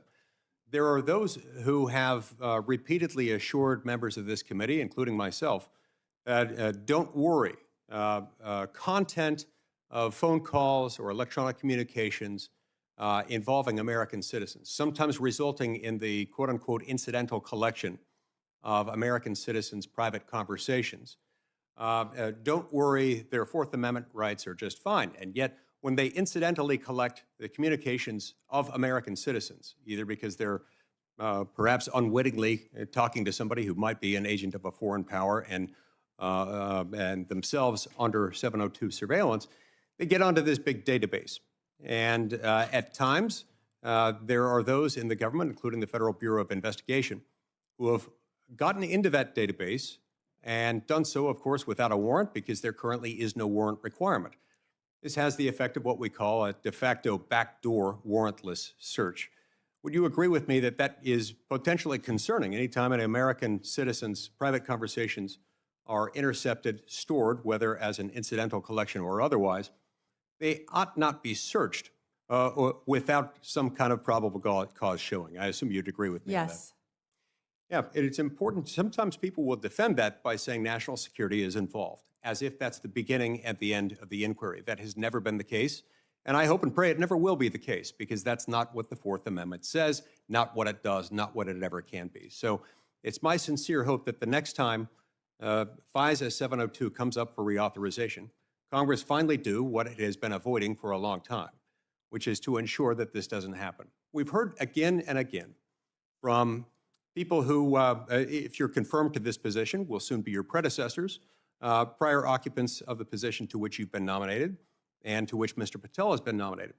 Don't worry, we have good people. Don't worry, we have good systems in place. Don't worry, it's as good as a warrant requirement, the internal approval procedure that we have within our system. And yet we've found out time and time again that this has happened by some accounts hundreds of thousands of times. These things have been accessed where searches foreign American citizens' private communications that have been intercepted and stored through incidental collection have been searched without those safeguards being met, including instances where people just wanted to check on, to cite one example, whether his father was cheating on his mother, or in other instances, doing background checks on someone looking to lease an apartment that he owned and was looking to rent out. This is unacceptable, and we've got to fix it. Speaking of unacceptable, we have seen over the last few years the weaponization of government, specifically within the Department of Justice, against law-abiding Americans. Law-abiding Americans whose offense was something along the lines of, them exercising their constitutional rights, ranging from Catholics attempting to practice their faith, to parents showing up to school board meetings, to people showing up to engage in peaceful protesting outside of abortion clinics. As Attorney General, how will you prevent the weaponization of the Department of Justice against Americans? And Senator, you just gave the classic example of what's been happening regarding the weaponization. Going after parents at a school board meeting has got to stop. For practicing your religion, sending informants into Catholic churches must stop. What about branding parents as domestic terrorists or trying to incarcerate one's political opponent as a sitting president of the United States? Will stop, must stop. Your Senator. It is exactly the sort of answer I was hoping and expecting to receive from you, and I look forward to doing everything I can to help get you confirmed. I've been pleased with your answers thus far. I've enjoyed knowing you, considering you a friend for many years, and look forward to the great things you will do as Attorney General of the United States. You have my emphatic support and my vote. Thank you, Senator. Senator Coons. Thank you, Mr. Chairman. Welcome, Attorney General Bondi, and to your family and supporters. Thank you for your service, and I look forward to our conversation today. I have a simple three-factor test when considering the executive branch nominees before us. Do you have the qualifications and experience to do the job, policy views to do the job in the best interest of the American people, and the character and integrity to conduct your job, and yours in particular, with the independence that the role requires? You demonstrably have the relevant experience. I understand we will not see eye to eye on some or even many policies, but we had a constructive conversation last week about our shared interest in fighting the opioid epidemic, countering human trafficking, criminal justice reform, and supporting law enforcement. But I need to know that you share a core value, ensuring the Department of Justice remains free from partisan or political influence, in particular by the White House. So I look forward to our discussion about that today. As Attorney General, if confirmed, who would be your client? My oath would be to support and defend the Constitution of the United States of America. The people of America would be my client. And it is also my job to advise the president. My client are the people of America. A simple question of constitutional interpretation. Is President-elect Trump eligible to run for another term as president in 2028? No, Senator, not unless they change the Constitution. Thank you. One of the concerns I've raised with you is safeguarding the Department of Justice's independence in the face of some promises on the campaign trail by then-candidate Trump that he would use the department to target his political adversaries, or that he might interfere with prosecution. What would you do if your career DOJ prosecutors came to you with a case to prosecute, grounded in the facts and law, but the White House directs you to drop the case? Senator, if I thought that would happen, I would not be sitting here today. That will not happen, will not happen. Every case will be prosecuted based on the facts and the law that is applied in good faith, period. Politics have got to be taken out of the system. I agree with you. This department has been weaponized for years and years and years, and it has to stop. Thank you. Let me, if I might, Madam Attorney General, refer you back to Senator Durbin's opening comments about previous attorneys general, our former colleague, Jeff Sessions, Bill Barr. I don't think it's credible to say that it may never happen that the president-elect would direct an unethical or illegal act. I think both of those attorneys general found themselves crosswise with the then president by doing things he didn't welcome or approve of. Just answer the question for me, if you would. I know you may not expect it. I know you wouldn't have accepted this nomination if you thought it possible. But let's imagine that once again, President-elect Trump issues a directive or order to you or to the FBI director that is outside the boundaries of ethics or law. What will you do? Senator, I will never speak on a hypothetical, especially one saying that the president would do something illegal. What I can tell you is my duty, if confirmed as the Attorney General, will be to the Constitution and the United States of America. And the most important oath, part of that oath that I will take, are the last 4 words, "So help me God." Given the importance of that oath, I hope you can understand the importance of repeated questions from some of us about the importance of having independence in the Department of Justice. It has a long tradition of independent special prosecutors, especially to handle high-profile or often political cases. If you got credible evidence of a criminal violation by a White House official, including even the president, would you bring in a special prosecutor? Senator, that's a hypothetical. I can tell you what I do know is special prosecutors have been abused in the past on both sides. We have seen that for many, many years. They have cost the taxpayers countless dollars, countless. And I will look at each situation on a case-by-case basis and consult the appropriate career ethics officials within the department to make that decision. Attorney General, do you think special counsels need to be confirmed by the Senate? I will follow the law and I will consult with the appropriate ethics officials regarding the law. Right now, they do not need to be Senate confirmed, of course. But you did sign an 11th Circuit brief arguing that they should be. I will follow the law, Senator. That's why I said that. Understood, but I was just getting to the clarity about the difference Absolutely. between a position you've advocated and what the current law is. Thank you for that. Look, bluntly, to me, refusing to answer a hypothetical when there is clear and concrete previous history raises some concerns for me. I think Chris Wray has done an outstanding job as FBI director at avoiding political pressure. And although he was chosen by President Trump, he's being driven out so that he can be replaced. My perception, I've not yet met with Mr. Patel, by a loyalist who has publicly said he will do what the president asks him. Given that Attorney General Barr was asked to go find evidence of election interference and improprieties, went and looked for the evidence and said, I can't find any, and was then dismissed, I'm just going to ask you one last time. Can you clarify for me that in following ethics and the law, you'd be willing to resign if ordered to do something improper? Senator, I wouldn't work at a law firm. I wouldn't be a prosecutor. I wouldn't be Attorney General. If anyone asked me to do something improper and I felt I had to carry that out, of course I would not do that. That's one of the main things you learn when you're a young prosecutor is to do the right thing. And I believe that has continued with me throughout my very long career. As we discussed, protecting American invention and innovation, American intellectual property, is a real concern of mine and of several others on this committee. I look forward to talking with you about that pressing concern. But the most important question I had for you today is whether you will be willing and able to stand up to politicization and interference in the Department of Justice. And I look forward to further clarification from you about the specifics of that. Thank you, Mr. Chairman. Thank you. Thank you. Senator. Senator Cruz would be next, but he's not here, so I call on Senator Kennedy.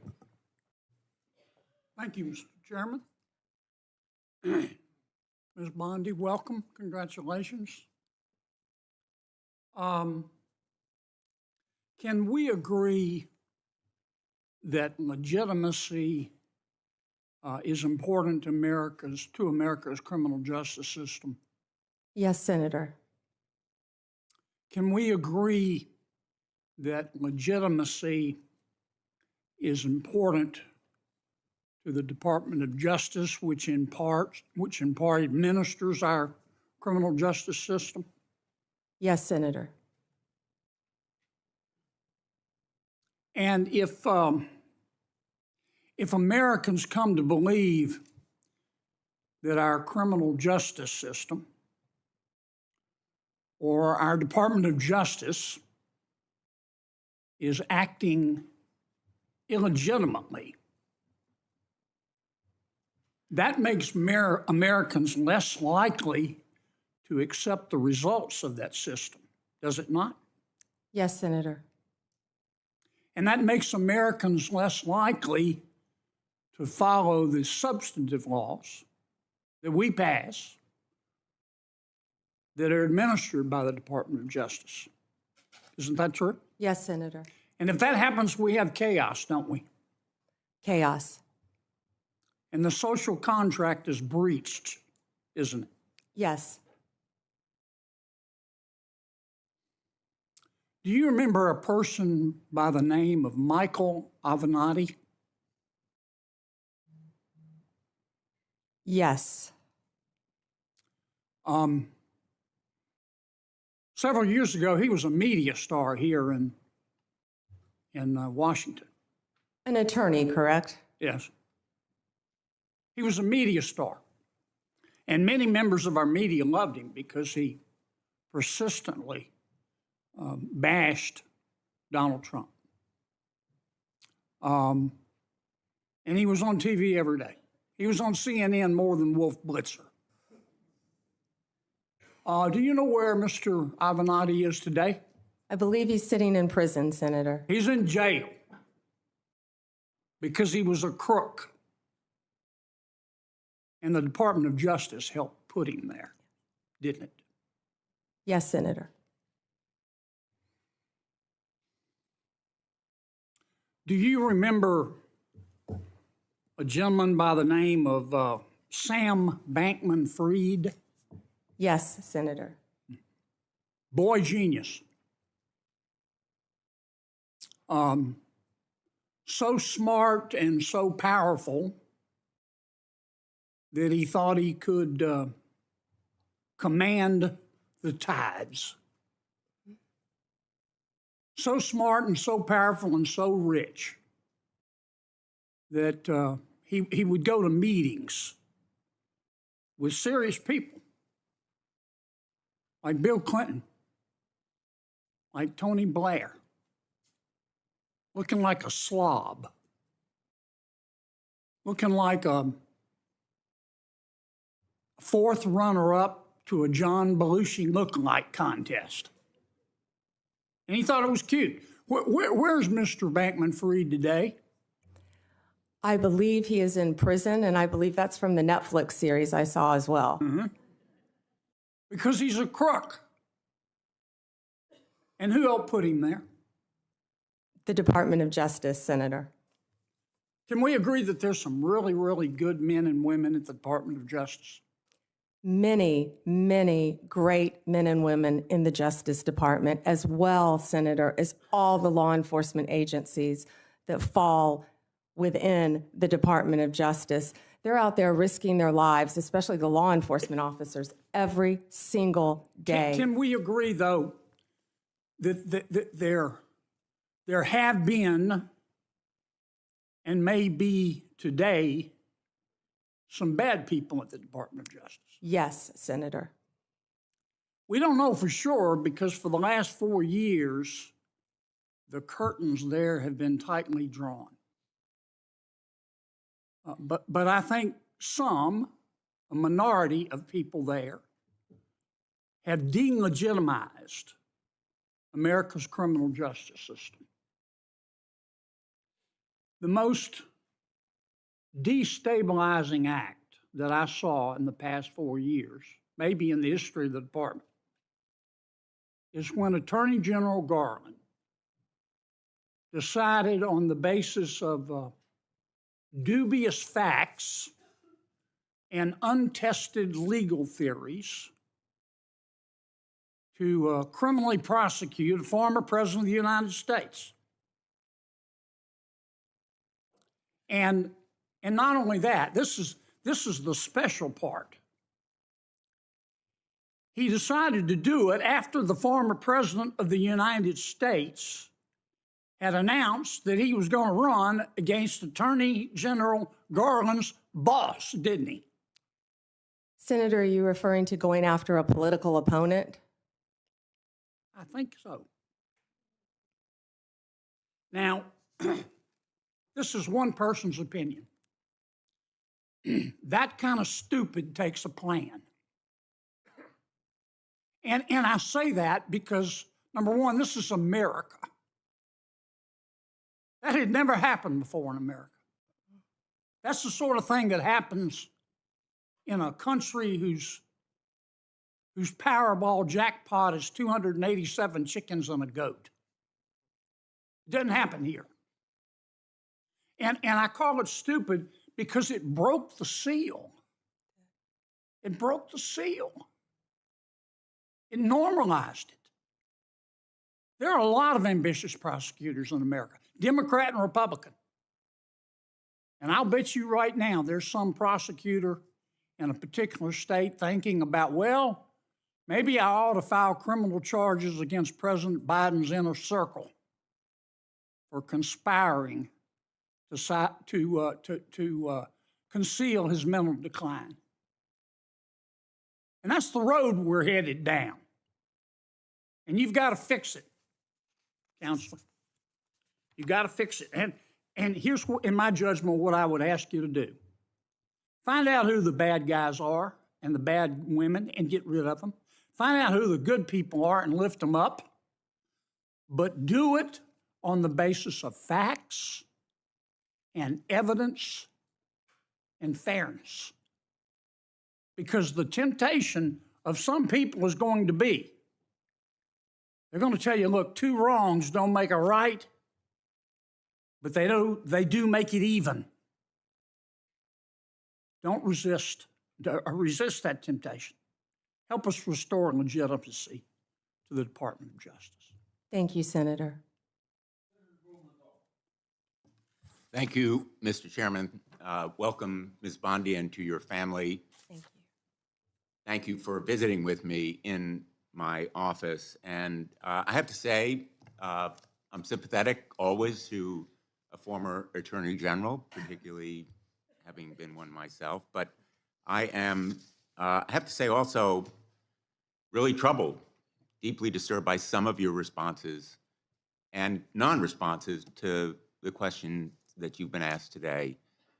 You say the right things, that you're going to be the people's lawyer. That's what you have to say to be here. But I believe being the people's lawyer means you have to be able to say no to the President of the United States. You have to speak truth to power. You have to be able to say that Donald Trump lost the 2020 election. You dodged that question when you were asked directly by Senator Durbin. You have to be able to say that January 6th insurrectionists who committed violence shouldn't be pardoned. You have to be able to say that a nominee for the FBI director who says he has an enemy list, and that's just the beginning of what he has said in terms of politicizing, deeply weaponizing the FBI against political opponents, that he shouldn't be the FBI director. You know, we have some history here with your predecessors, Barr, Sessions, and others, who perhaps sincerely, when they sat where you are now, said that they would say no, but they were working with a president that expected them to be his Roy Cohn, his personal attorney. Do you really think that you can avoid the disgrace that they encountered or the repercussions from the White House if you say no to the president? And so my question to you is, can you say no to the President of the United States when he asks you to do something unethical or illegal? Senator, first, I need to clarify something that you said, that I have to sit up here and say these things. No, I don't. I sit up here and speak the truth. I'm not going to sit up here and say anything that I need to say to get confirmed by this body. I don't have to say anything. I will answer the questions to the best of my ability and honestly. Let me ask you, an individual who says that he is going to, quote, come after, end quote, people he alleges, quote, help Joe Biden rig the presidential elections, that he has a list of people who are part of this deep state who should be prosecuted, that he's going to close down the FBI building on his first day in office. Is that a person who appropriately should be the FBI director? Aren't those comments inappropriate? Shouldn't you disavow them and ask him to recant them? Senator, I am not familiar with all those comments. I have not discussed those comments with Mr. Patel. What I do know is I'm Mr. asking Patel, you for your view. Excuse me. What I do know is Mr. Patel was a career prosecutor. He was a career public defender defending people. And he also has great experience within the intelligence community. What I can sit here and tell you is Mr. Patel, if he works with running the FBI, if he is confirmed, and if I am confirmed, he will follow the law if I am the Attorney General of the United States of America, and I don't believe he would do anything otherwise. Well, let me just submit that the response that I would have hoped to hear from you is that those comments are inappropriate and that you will ask him to disavow or recant them when he comes before this committee, because they are indeed chilling to fair enforcement and the rule of law. Let me ask you on another topic. When we met, I welcomed your support for the goals of the Kids Online Safety Act. And Senator Blackburn and I have spent a lot of time, devoted a lot of effort to the passage of the Kids Online Safety Act, which happened by an overwhelming vote of 91-3, 72 co-sponsors, including Vice President-elect Vance. I appreciated our discussion and your support for protecting kids online when we met last week. I'm hopeful that this area is one where we can work together. Can we count on your support in working together to protect kids online? Senator, absolutely, and thank you for that legislation, and Senator Blackburn.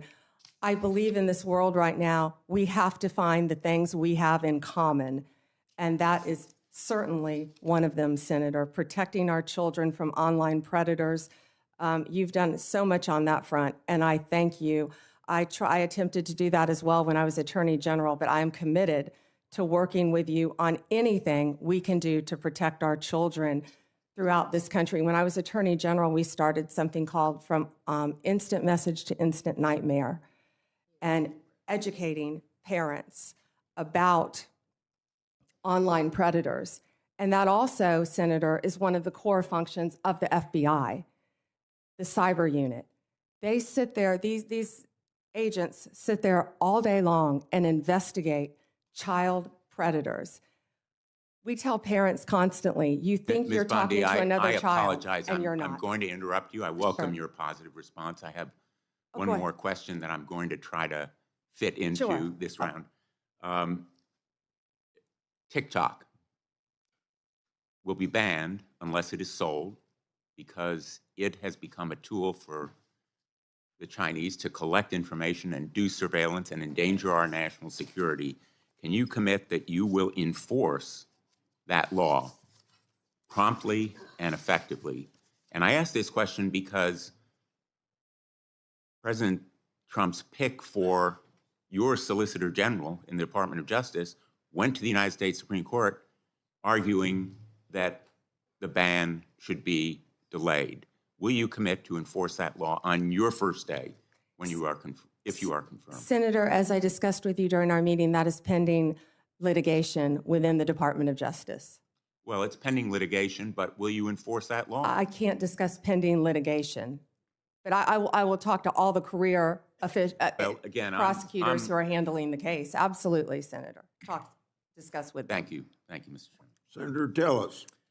Ms. Bondi, thank you for being here. I think I told you when we met, thank you for the time we met. I was born in Florida, have a lot of friends and family, and follow Florida politics pretty closely, and you've had a very impressive career there, though I do also have to admit I'm a Gator hater, so for the Florida alum, I'm University of Tennessee. But anyway, I actually, in some of these hearings, I created a bingo card to see what some of my colleagues on the other side of the aisle were going to hit. I want to go back to a few of them really quickly. One was about you being a lobbyist paid for and on the payroll of Qatar. Would you mind going back and repeating what you said in case people did not hear the involvement of your law firm and precisely what you were doing for the government of Qatar?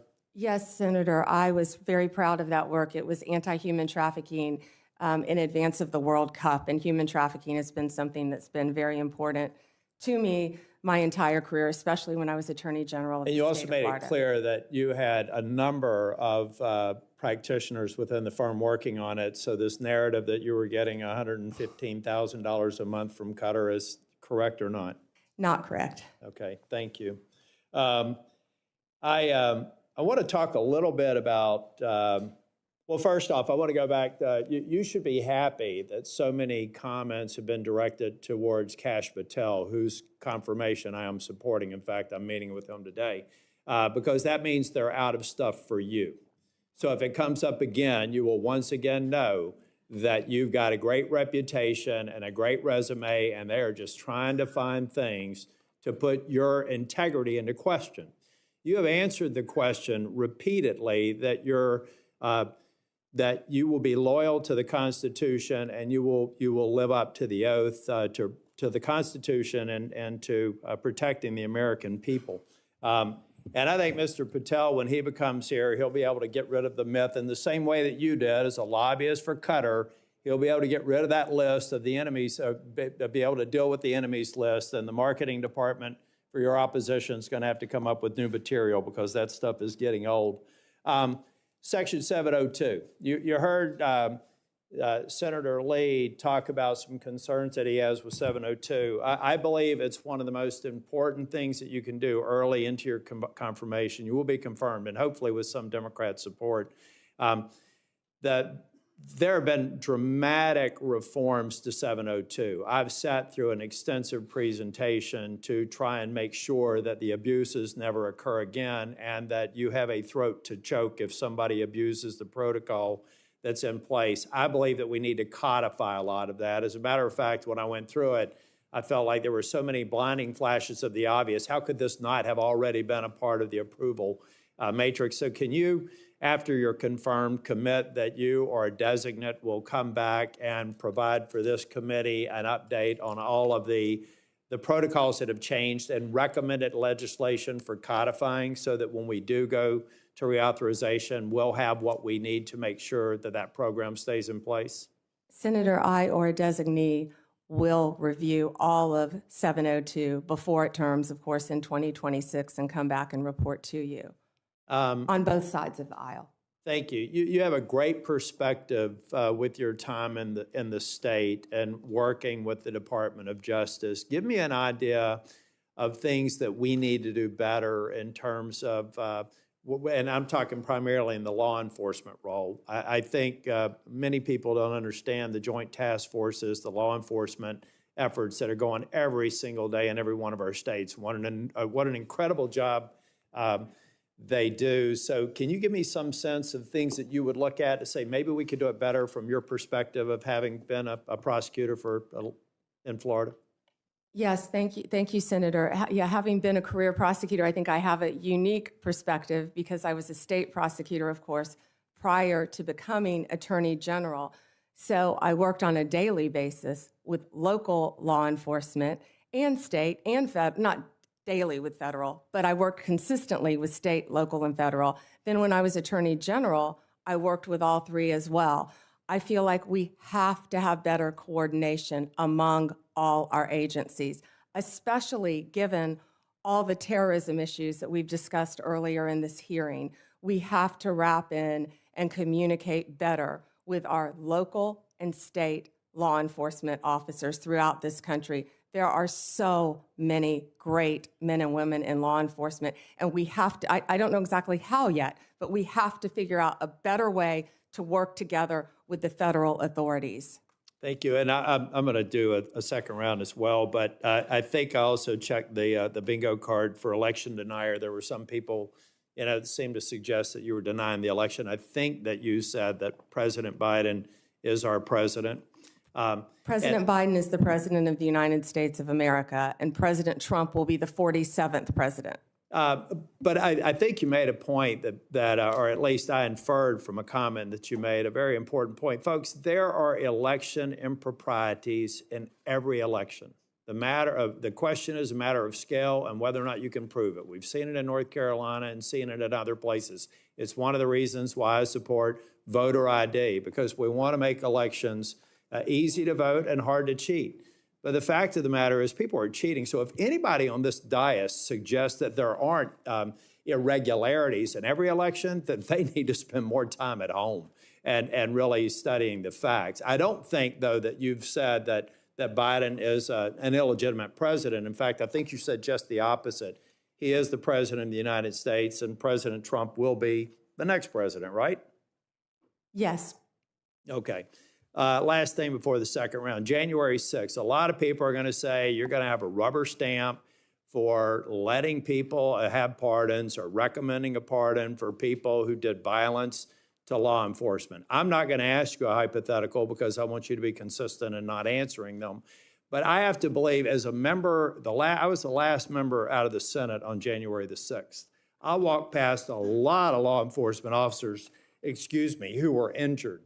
I find it hard to believe that the President of the United States or you would look at facts that were used to convict the violent people on January the 6th and say it was just an intemperate moment.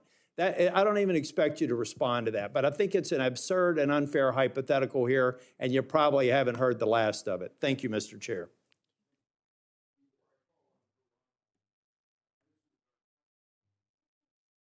Before I call on Senator Hirano, after her and Cruz's testimony, then we'll take a lunch break, and that break will be for 30 minutes.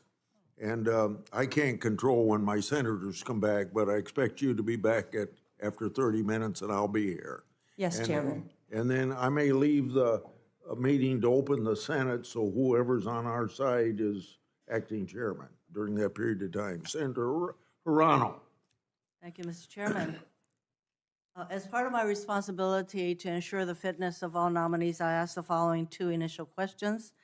First, since you became a legal adult, have you ever made unwanted requests for sexual favors or committed any verbal or physical harassment or assault of a sexual nature? No, Senator. Have you ever faced discipline or entered into a settlement relating to this kind of conduct? No, Senator. Ms. Bondi, I am focused on two things in my evaluation of President-elect Trump's nominees. The first is whether the nominee is qualified and experienced enough to do the job. The second is a fitness to serve, which includes putting loyalty to the Constitution over loyalty to the president. Unfortunately, in my view, many of President-elect Trump's nominees are lacking in at least one of these two requirements.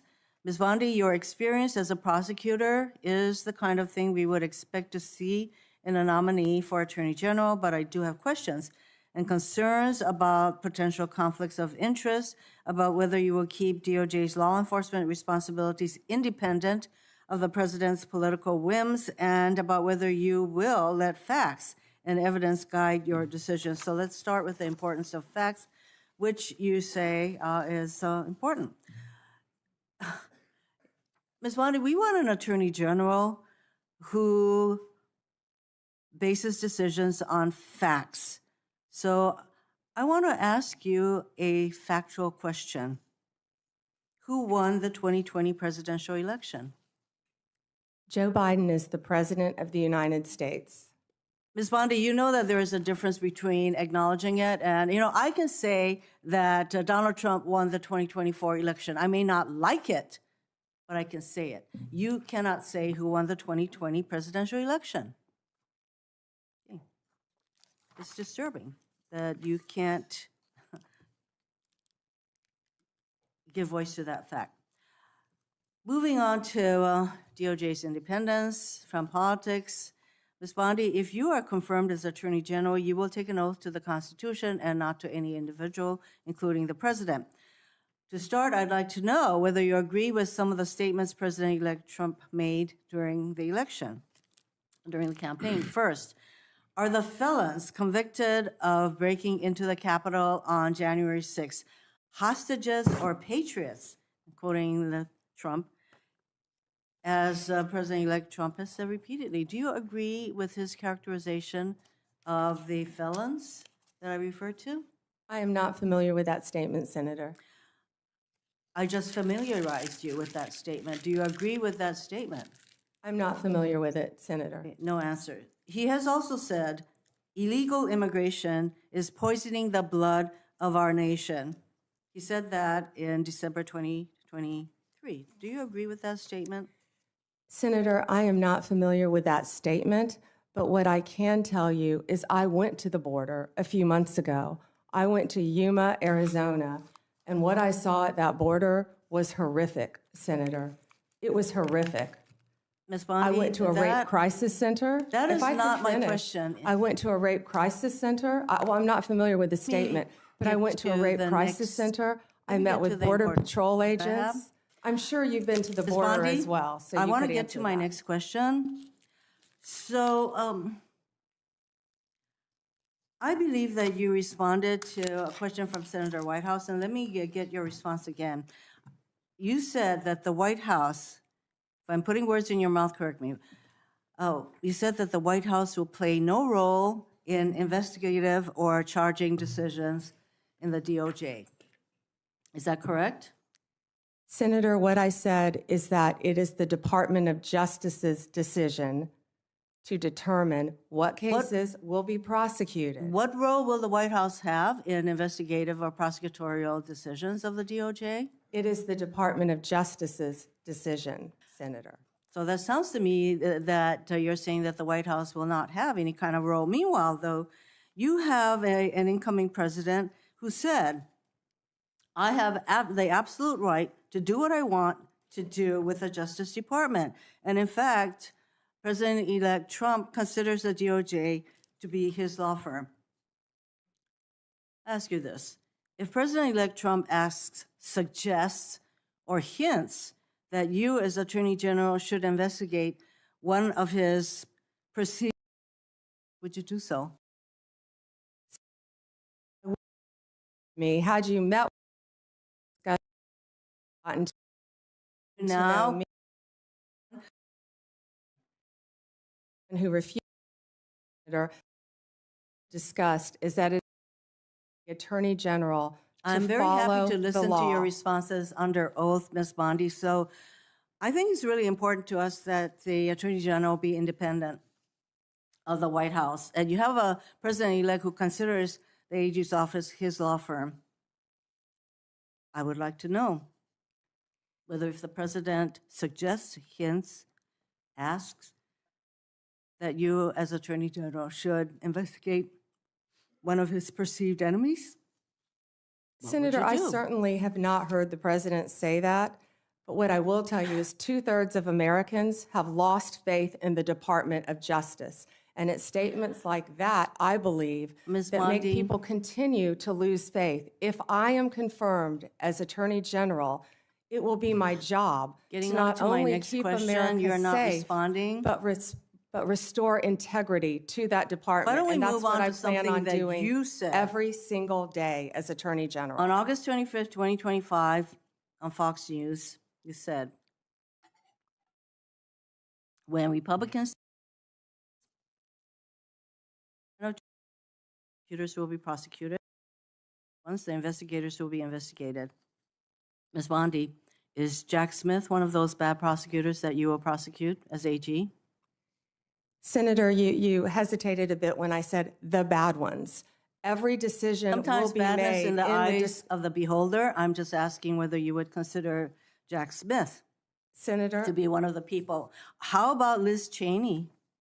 Senator, How about Merrick Garland? I am not going hypotheticals. No one has been prejudged, or nor will anyone I am be asking whether prejudged if I am these are confirmed. the kind of people, these are in fact the people that you would prosecute. I'm not Your getting an answer. time is up. Would you like to? My time is, Would you like to respond? Mr. Chairman, she is clearly not going to answer that question, so let me get on to, Would you like to? I do have I'd love questions to respond. for the second round. You'll have a second round. Would you like to speak before I call on Senator Cruz? No, sir. Thank you. Okay. Senator Cruz. Thank you, Mr. Chairman. General Bondi, welcome. Thank you for Thank you. your long career in public service, and thank you for your willingness to take on this incredibly important office. You know, I have to say, I don't know that there is a more important position in this new administration than the position to which you have been nominated, Attorney General of the United States. I thought the exchange just a moment ago with Senator Hirono was illustrative. She asked you how you would respond if the president asked you to target his political enemies. It's rather striking because it's not a hypothetical. It has happened over the last 4 years. And I think perhaps the most tragic legacy of the Biden-Harris administration has been the politicization and the weaponization of the United States Department of Justice. And we don't need to ask hypothetically because Joe Biden publicly mused and allowed the New York Times to report it, calling on Merrick Garland, why will he not prosecute Trump more quickly? And Merrick Garland, sadly, he sat in that chair and promised to be apolitical, and he broke that promise almost the instant he walked into the Department of Justice. If you look on the west pediment of the Supreme Court of the United States, just above the entrance, there's a simple yet profound four-word phrase, equal justice under law. We have seen over the last 4 years a Department of Justice that systematically targeted the political opponents of Joe Biden and Kamala Harris, and that systematically protected his friends and allies. And it is tragic to see the loss of confidence in the American people, in the Department of Justice, and in the FBI. I would note, I don't think there's an institution in America who has lost more respect from the American people than the FBI has in the last 4 years. That is a grotesque violation of the obligation of the Department of Justice and the FBI. So I want to start with just a very simple question. If you are confirmed as Attorney General, will you pledge to fairly and faithfully uphold the law regardless of party? So help me God. Amen. Look, and I want to be clear for folks at home. I don't want a Republican Department of Justice. I don't want a Democrat Department of Justice. I want a Department of Justice that follows the damn law. And I think the American people do too. That shouldn't be too much to expect. Now, I'm grateful to President Trump for nominating you. I think on any objective level, you're clearly qualified for this position. You have been a prosecutor for decades. You have been the elected Attorney General of the state of Florida, the third largest state in America, for 8 years. Let me ask you, in terms of your practice, how many criminal cases over the course of your career have you personally handled? Handled thousands. How many of those were before a jury? Hundreds. I don't want to overstate, but hundreds. I was in a courtroom for many years. I tried 4 when I was an intern, jury trials. I think you had to try at least 20 in misdemeanor before you went to felony. Then you were in court every day, and I was also lead trial attorney for many years trying many cases. So. And how many of those cases would have been before a judge? Oh, hundreds and hundreds as well, but hundreds before a jury, I would assume. And as Attorney General of Florida, how many lawyers did you supervise roughly? Approximately 400, Senator. Now, I also want to clarify something. During the course of this hearing, several Democrat senators have referred to you as President Trump's, quote, personal lawyer. Now I don't believe that is an accurate characterization. As I understand it, you represented President Trump as a White House special advisor during his first impeachment trial. Is that correct? Within Office of White House Counsel, yes, Senator. And is working within the White House counsel's office different than representing Donald J. Trump individually as his personal lawyer? Absolutely. How's it different? You're working for the government. You're working for the Office of White House Counsel. You're not representing him in his personal capacity. And so you have not represented him in his business affairs, in his personal life, or in any of the criminal trials he has faced? No, Senator. And you know, when it comes to weaponization, it's worth noting that in more than 2 centuries of our nation's history, no president had previously been indicted, no president had previously been prosecuted until the Biden-Harris White House came along.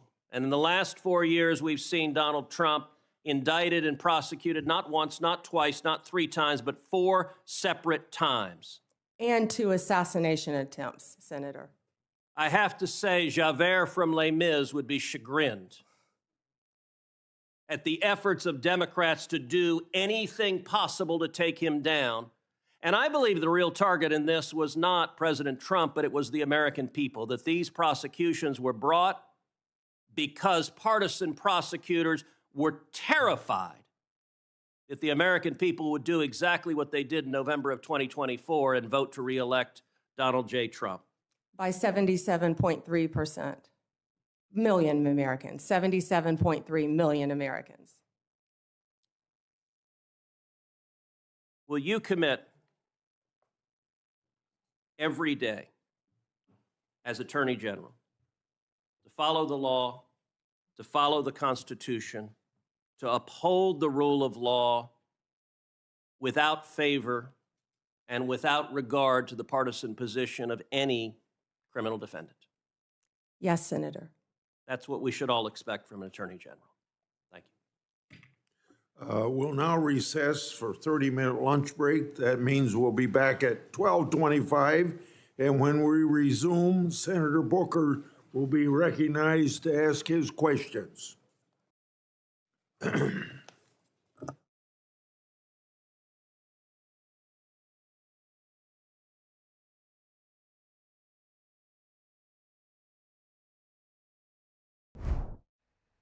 Next up, NTD's Profiles of Service. Today with Northern California State Senator Josh Becker, a veteran of the private and nonprofit sectors. He brings a unique touch to public office.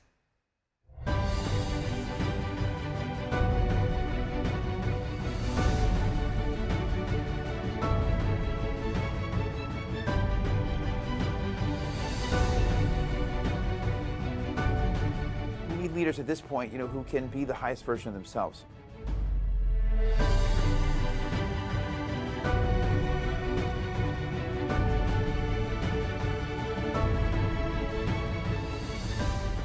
I grew up in a very middle-class family. My mom was a school teacher and then a counselor, and my dad was a teacher and then a law professor. But they really believed in education.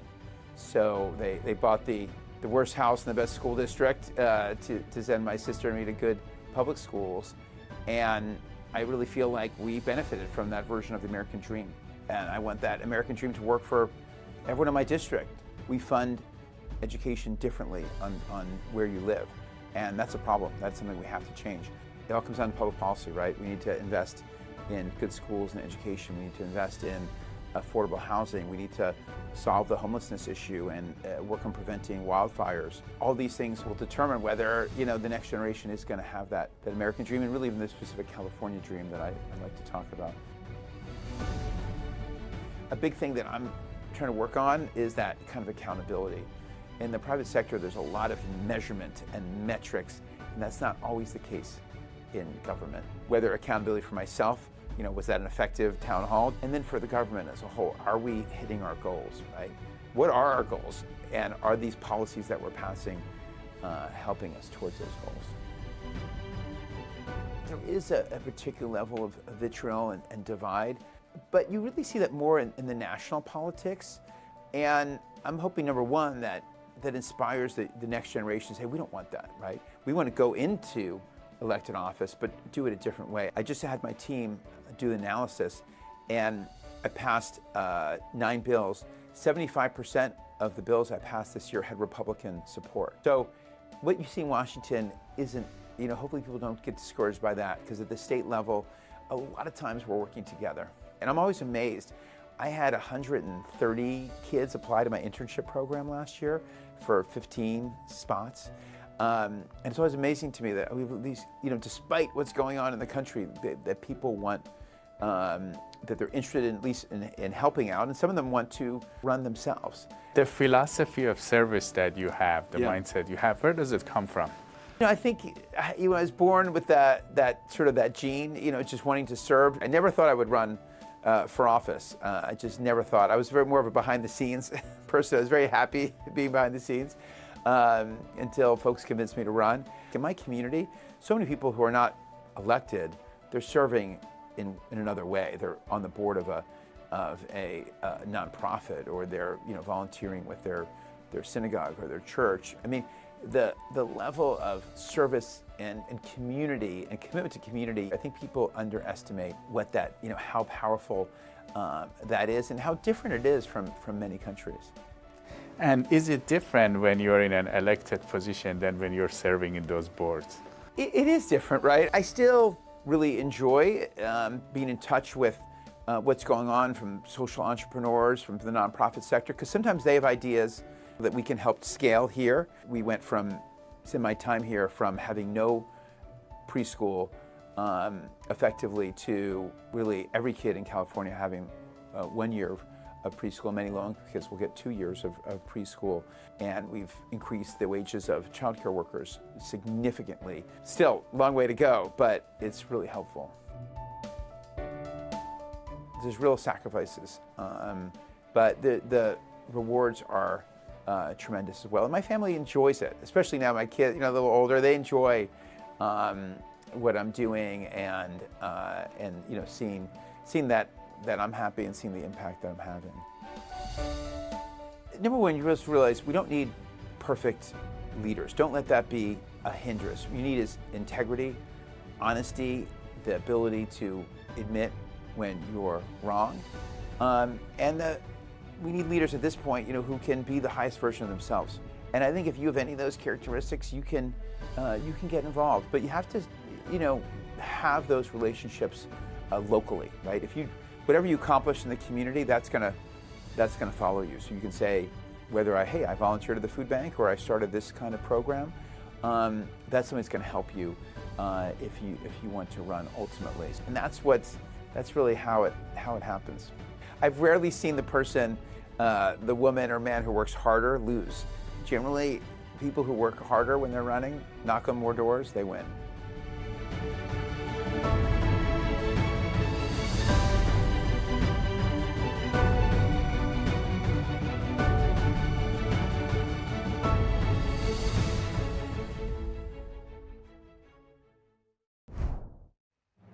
For breaking news and special reports, tune into NTD. Watch us live at ntd.com/live. Stay with us and we'll bring you more.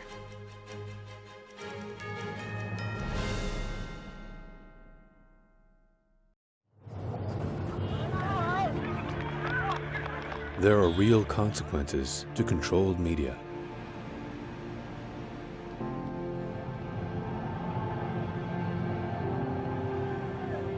And NTD's founders know them firsthand.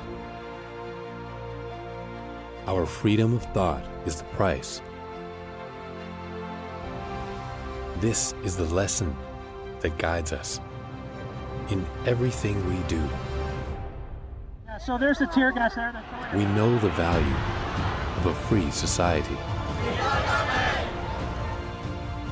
And we take seriously the responsibility to preserve it. We are NTD.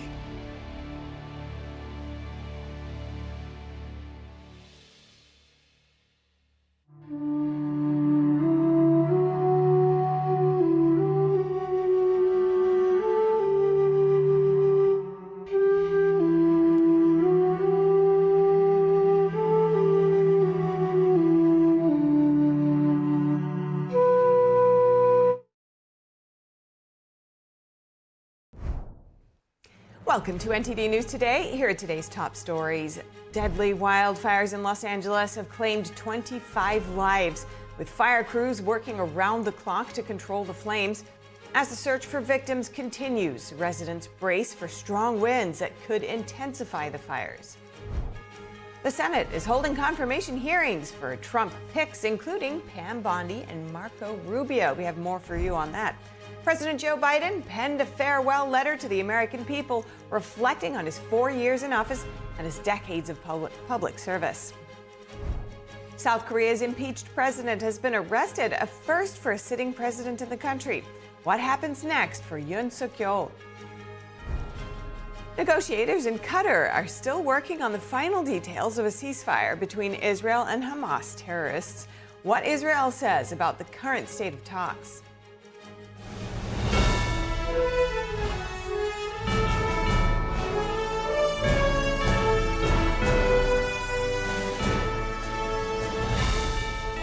This is NTD News Today, live from our global headquarters in New York City. Today's Wednesday, January 15th. I'm Stephanie Cox. A final round of dangerous fire weather is forecast for the Southern California region today as winds begin to build. The massive blazes there have killed at least 25 people and destroyed thousands of homes. Here's a warning from LA City Fire Chief to residents eager to get home. As we enter into the third day of this additional wind event, I urge everyone to stay alert. The combination of low humidity and strong winds has further dried out the brush, increasing the risk of fire. The danger has not yet passed, so please prioritize your safety. According to data from CAL FIRE, the Eaton fire has been nearly half contained since it began last Monday. The power outage website says nearly 100,000 customers are currently without power. Crews continue battling the Eaton and Palisades fires while search and rescue teams comb through the rubble for victims. Here's more as residents brace for dangerous winds that could worsen the situation. The Eaton fire in Los Angeles County has now claimed 17 lives, with containment at 35%. The Palisades fire has killed 8 and is only 18% contained. Firefighters have worked tirelessly for over a week to hold the line, while search and rescue teams continue their grim task of inspecting burned-out homes. Going to every individual structure and searching it, looking for hazards, possibly searching for any victims that may not have made it out of the fire. Here, search teams aided by sniffer dogs work in areas devastated by the Palisades fire.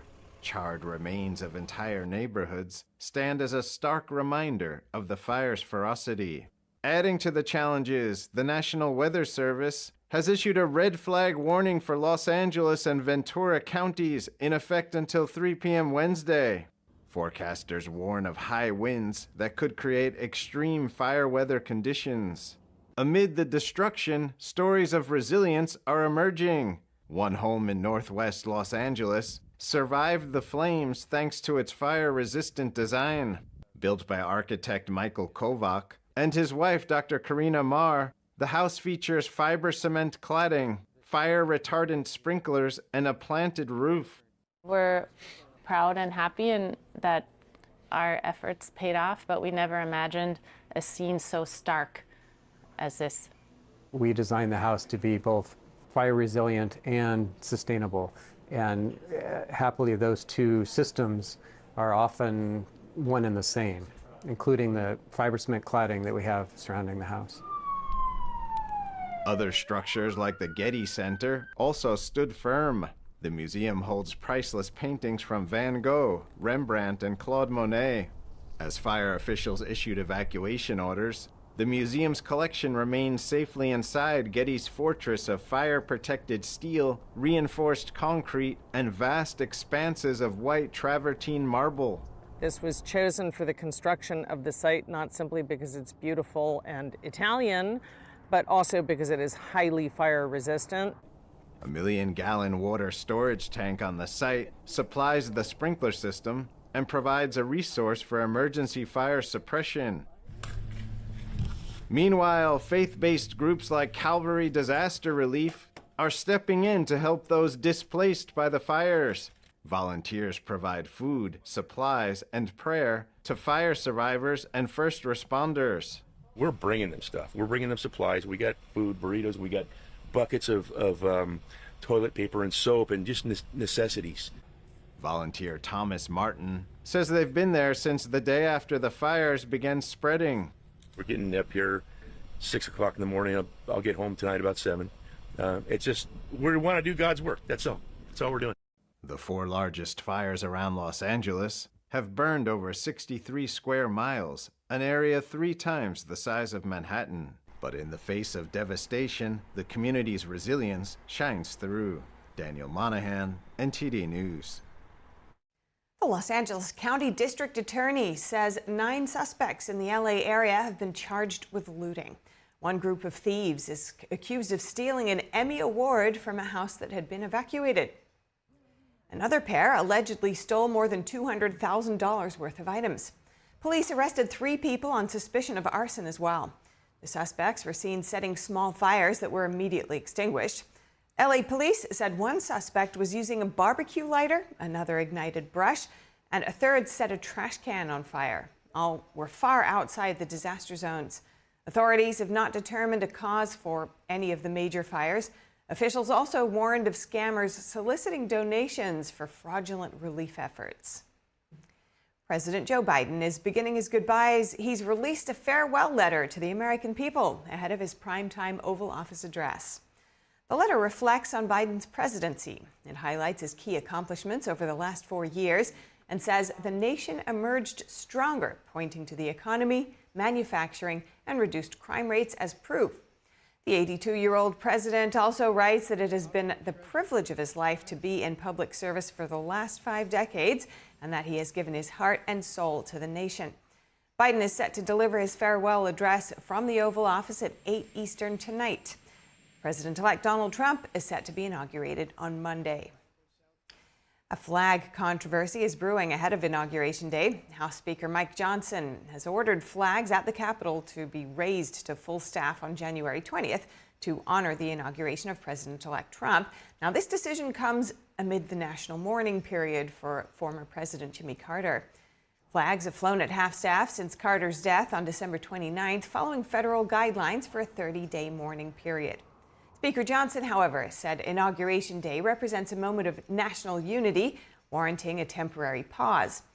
Flags at the Capitol were returned to half-staff on January 21st, continuing the tribute to President Carter's legacy. Several Republican governors, including Texas Governor Greg Abbott, have also ordered state flags raised for the inauguration. Meanwhile, President-elect Trump criticized the Biden administration's decision to keep flags lowered at half-staff on Inauguration Day. And former First Lady Michelle Obama has confirmed she will not attend the upcoming inauguration of President-elect Donald Trump on the 20th. Her husband, former President Barack Obama, will be present. The Obama's office provided no reason for Michelle Obama's absence. Her decision follows a similar move, though, earlier this month, when she did not attend the state funeral for former President Jimmy Carter.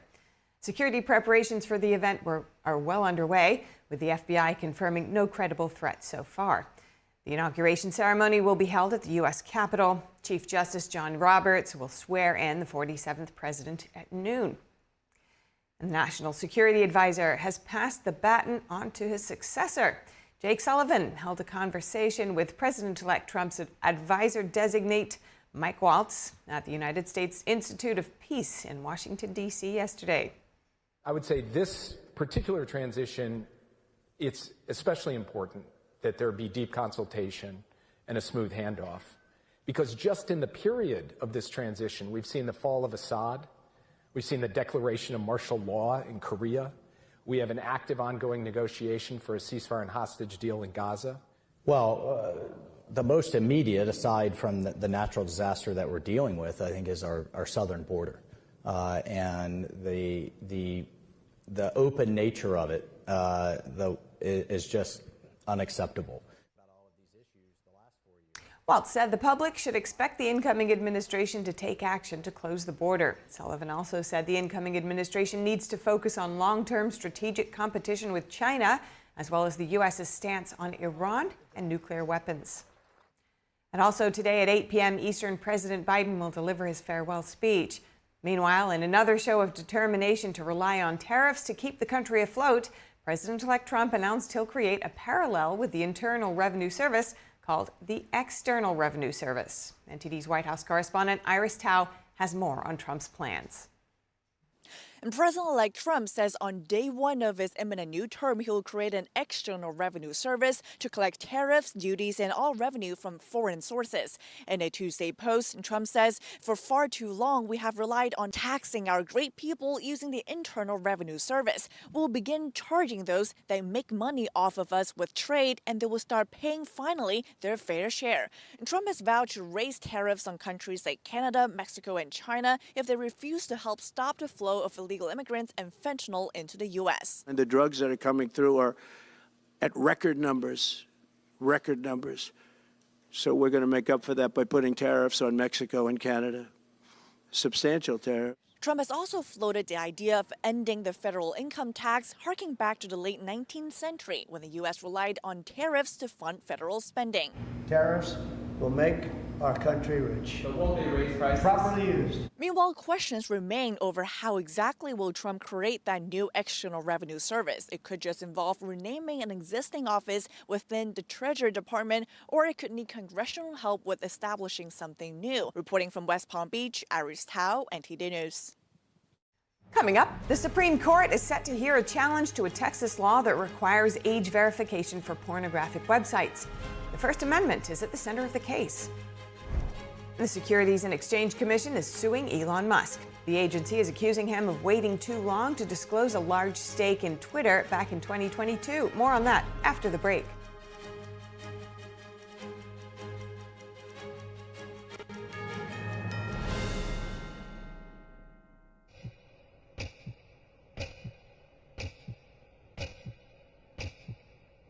بیست و سه سال 16 سال عمري ما هفت اما داعش کردیان برانبر خوشکو دایکانی ازدی ما کاری که دور لهمو چمت دموکراسی و موافقانی مرو و انسانیت او بارودوخی که است های به تایبت لایرا خوشکوریا بشه که دگرت با و حالانه که اداره اوباما کرد ریم بو او هفت روز بو و داعش از کرد تامبوم كرا قوتينيز قريا بما متشكر بحر في ذا نبو باوان رحمنا ودمنا سؤالنا من خادران نزل باوان نفستم بس نا ما قبس ناش بيجوش باش. They would literally be auctioned in front of soldiers, and then the soldiers begin to bid. زارود وان همو جيبر تي حملي زارود الدمع واسسي وان همو جيبر وحشیگری کی توا عیار ظلمی که یک جار زور گوره لما افرطانه کرده و تعدایی که زور زوریان میده کرده اما نه روزانه دست فروشیده اليوم التوزيع كل الرصيد.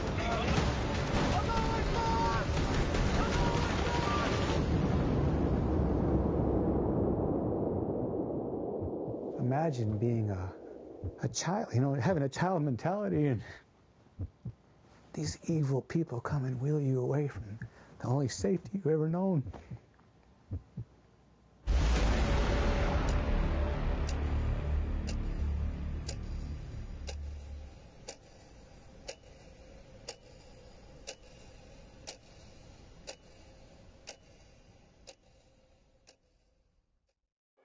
I was a quarterback at Hardaway High School, college first-round draft pick, on and off the field.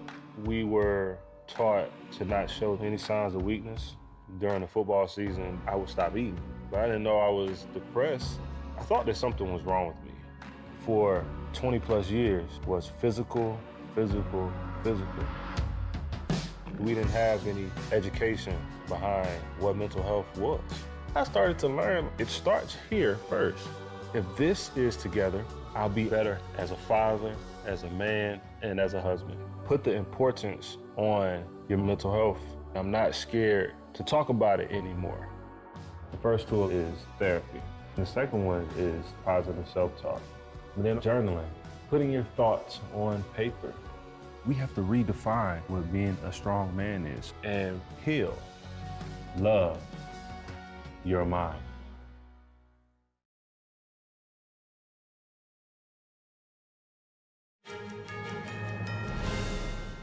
Welcome back. Overall inflation was higher in December, but core inflation slowed for the first time in months. The overall consumer price index increased more than expected, rising to an annual rate of 2.9%. However, that increase was mostly driven by gas and food prices, which are volatile. Energy costs made up a large chunk of the overall increase. Food prices also stayed high, but if you take gas and fuel costs out, the pace of price increases was actually slower. Now, the Supreme Court is set to hear a challenge to a Texas law that requires age verification for adult websites. A trade group representing adult entertainment performers and companies argues that the law violates the First Amendment. The 2023 law is similar to 19 others enacted around the United States. Under the Texas law, adult websites must require all users to submit personally identifying information verifying that they are at least 18 years old. Challengers, including the American Civil Liberties Union, argue that the law is an unacceptable burden to access constitutionally protected free speech. Some adult sites have responded by blocking access entirely in states with age verification laws. The U.S. House has passed a bill banning transgender athletes from competing on female sports teams. It now heads to the Senate, where it faces a more challenging path forward. NTD's sports reporter Dave Martin has that story. On Capitol Hill Tuesday, the House voted to pass a bill that would ban transgender athletes from women's and girls' sports at federally funded schools. The bill, entitled Protection of Women and Girls in Sports Act, would prohibit transgender athletes from playing on female sports teams. The vote passed by a 218 to 206 margin and was mostly along party lines, with 2 Democrats voting in favor and 1 voting present. The bill is expected to be taken up by the GOP-controlled Senate, where Republicans will need at least 7 Democrats to vote with the 53 Republicans to reach the 60-vote threshold needed. The men and women's sports issue has come to the forefront in recent years, with transgender swimmer Leah Thomas, formerly known as Will, winning an NCAA championship in 2022 with Penn. This is Dave Martin for NTD TV. In an announcement postponed by the Los Angeles wildfires, President Joe Biden designated the Chuckwalla National Monument in Southern California and the Satilla Highlands National Monument in Northern California as national monuments yesterday. The designation will honor Native American tribes while protecting the environment from mining and energy development. It's part of a larger Biden administration effort to conserve at least 30% of U.S. lands and waters by 2030. Next, changes could be coming to tobacco products. The Food and Drug Administration has proposed a limit on nicotine levels in items like cigarettes and cigars. Previous studies have shown lower amounts of nicotine can help people smoke less and, in some cases, quit altogether. The proposed calls for capping nicotine to 0.7 milligrams per gram. The comments from the public can be made over the next few months. Officials say the finalization process for the rule could take years to complete. Tech billionaire Elon Musk has been sued by the U.S. Securities and Exchange Commission over his ownership stake of the platform then known as Twitter. Here are the details. Elon Musk was sued on Tuesday by the U.S. Securities and Exchange Commission. The SEC accused the world's richest person of waiting too long to disclose in 2022 he had amassed a large stake in Twitter, the social media company he later bought and renamed X. An SEC rule requires investors to disclose within 10 days when they cross a threshold of owning 5% or more of a company. The agency said that at the expense of unsuspecting investors, Musk instead waited 21 days to disclose his initial purchase of 5% of Twitter's common shares at artificially low prices. The SEC said Twitter's share price then rose more than 27% once Musk disclosed his stake. Tuesday's lawsuit seeks to force Musk to pay a civil fine and give up, quote, unjust profits. Alex Spiro, a lawyer for Musk, called the suit the culmination of the regulator's, quote, multi-year campaign of harassment against his client. He added the lawsuit addresses a mere, quote, alleged administrative failure to file a single form, an offense that, even if proven, carries a nominal penalty. The filing against Musk comes 6 days before Trump's January 20th inauguration, when SEC Chair Gary Gensler will step down. Trump's nomination to succeed him, Paul Atkins, is expected to review many of Gensler's rules and enforcement actions. The vice chairman of Japan's Nippon Steel remains interested in working with the incoming Trump administration. That's according to an opinion piece he wrote that was published by the Wall Street Journal. Last week, Nippon Steel and U.S. Steel filed 2 lawsuits after President Biden blocked a $14.9 billion buyout of the American steelmaker. The companies argue Biden violated the Constitution by depriving them of due process when he blocked the deal. Mori wrote in his Wall Street Journal piece that the decision to file lawsuits was not made lightly. He added the company did not believe there were any national security concerns regarding the takeover. The vice chairman also reiterated that Japan is one of America's closest allies. The woman arrested for stowing away on a Delta flight in November appeared in court Monday. A grand jury in the Eastern District of New York indicted the Russian national. This Brooklyn appearance is for Svetlana Dali's original charge of sneaking on a flight from New York to Paris. But it follows another court hearing last month in Buffalo for trying to flee the U.S. for a second time. Prosecutors said she was found on a Greyhound bus heading toward Canada after cutting off her required ankle monitor. In last month's hearing, she refused to be represented by the attorney assigned to her. She also claimed to be a victim of human trafficking. The judge ordered her to be transported back to New York City to face charges in the Stowaway case. Dali is expected back in court today. Meta has announced mass layoffs. The company said yesterday it will cut around 5% of its workforce. In an internal memo obtained by the media, CEO Mark Zuckerberg said the company plans to, quote, move out low performers faster. Zuckerberg says 2025 will be an intense year. Meta says employees in the U.S. will be told if they are laid off by February 10th. This will be Meta's largest cut in years after it laid off around 21,000 people in 2022 and 23. Israel and Hamas agreed to a ceasefire deal, pausing a devastating 15-month war in the Gaza Strip. The deal promises the release of dozens of hostages held by Hamas in phases and the release of hundreds of Palestinian prisoners in Israel. It would also allow hundreds of thousands of people displaced in Gaza to return to what remains of their homes. President-elect Trump posted on social media platform Truth Social saying, "We have a deal for the hostages in the Middle East. They will be released shortly. Thank you." The deal is expected to deliver an initial 6-week halt to fighting. Over 6 weeks, 33 of the nearly 100 hostages are to be reunited with their loved ones. Qatar and Hamas confirmed that a deal had been reached, while Israel hasn't yet commented. The agreement still needs to be approved by Israeli Prime Minister Benjamin Netanyahu's cabinet, but it's expected to go into effect in the coming days. A SpaceX Falcon 9 rocket successfully launched early this morning from Kennedy Space Center. It's carrying not one, but 2 lunar landers. The first is called Blue Ghost. It's a 6.6-foot tall lander that's part of NASA's effort to return humans to the moon. There it goes. The second is slightly larger at 7.5 feet tall. It's from Japanese company iSpace, which hopes to send payloads to the moon for paying customers. The Blue Ghost should reach the moon in 45 days after spending 25 days orbiting Earth and then a couple weeks in lunar orbit. There's no time frame for iSpace's lander, but the company estimates it will take 4 or 5 months to reach the moon's surface. Also from space, you're looking at interstellar dust captured by NASA's James Webb Telescope. But what's unique here is the telescope captured infrared glow created by an ancient supernova that as it illuminated interstellar material. Pulse X-rays and ultraviolet light created layers as they traveled outward from the collapsed star.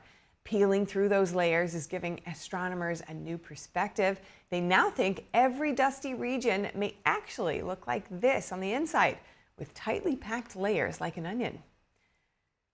And the Food and Drug Administration has banned the use of red dye number 3 in food, beverages, and ingested drugs. This comes more than 3 decades after scientists linked the dye to cancer in animals.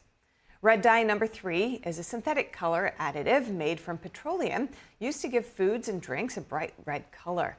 Manufacturers using it in food have until January 2027 to reformulate their products. For ingested drugs, the deadline is a year later. The requirements also apply to foods imported to the U.S. Some companies have already stopped using red dye number 3, while others have begun phasing it out. California banned it in October 2023. Coming up, South Korea's impeached president has been arrested, a first for a sitting president in the country. What happens next for Yoon Suk-yeol after the break?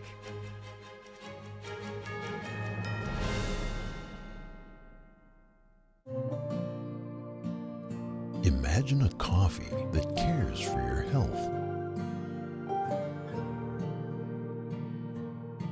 Expertly fermented with a 50 enzyme complex to enhance flavor and remove bitterness. Small batch roasted to a decadent medium dark, resulting in a brew that is gentle on digestion, low acid, and up to 90% less caffeine than regular coffee.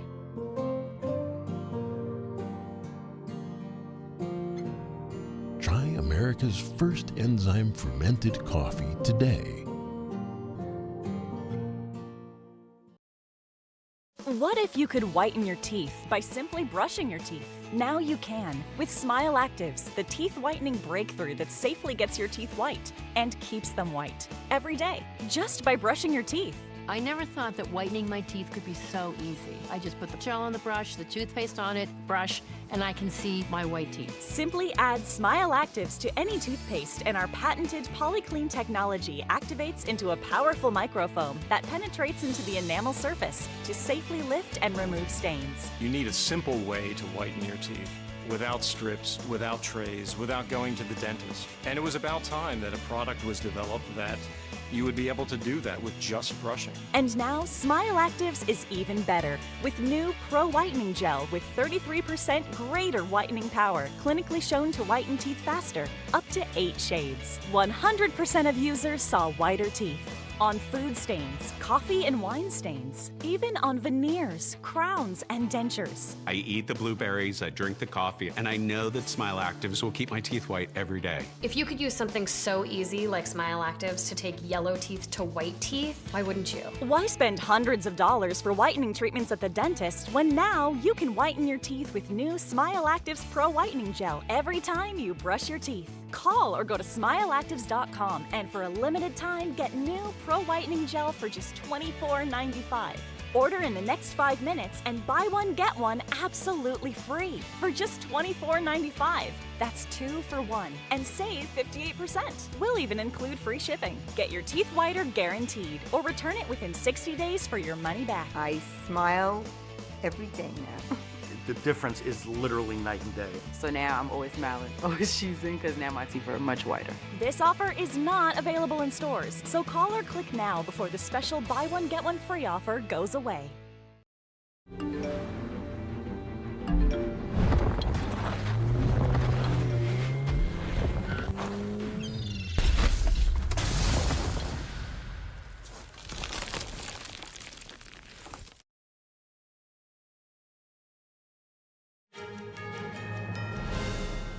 South Korea's impeached President Yoon Suk-yeol has been transferred to a detention center near Seoul today.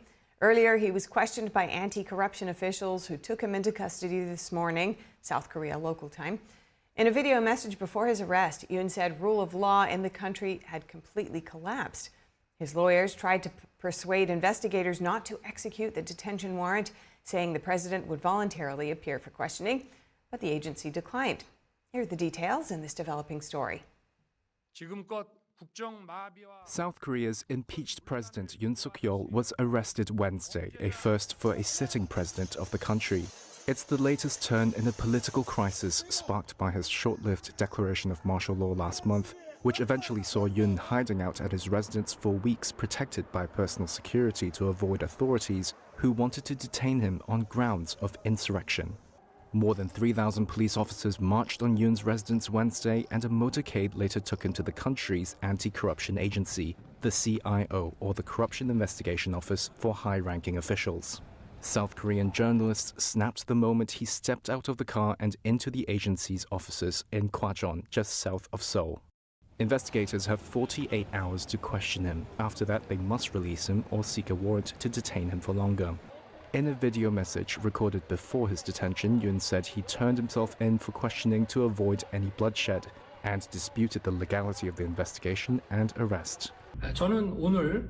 Today, when I saw them break into the security area using firefighting equipment, I decided to respond to the CIO's investigation, despite it being an illegal investigation, to prevent unsavory bloodshed. However, that doesn't mean I am acknowledging the investigation of the CIO. Earlier in the morning, scuffles broke out between Yoon's supporters and police who were trying to arrest him. His lawyers have said the arrest warrant is illegal.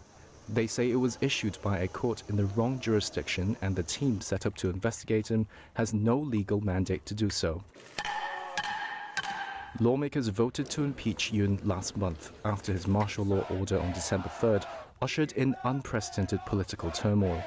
In a previous attempt to arrest Yoon on January 3rd, the Presidential Security Service and military guards blocked CIO investigators in a 6-hour standoff.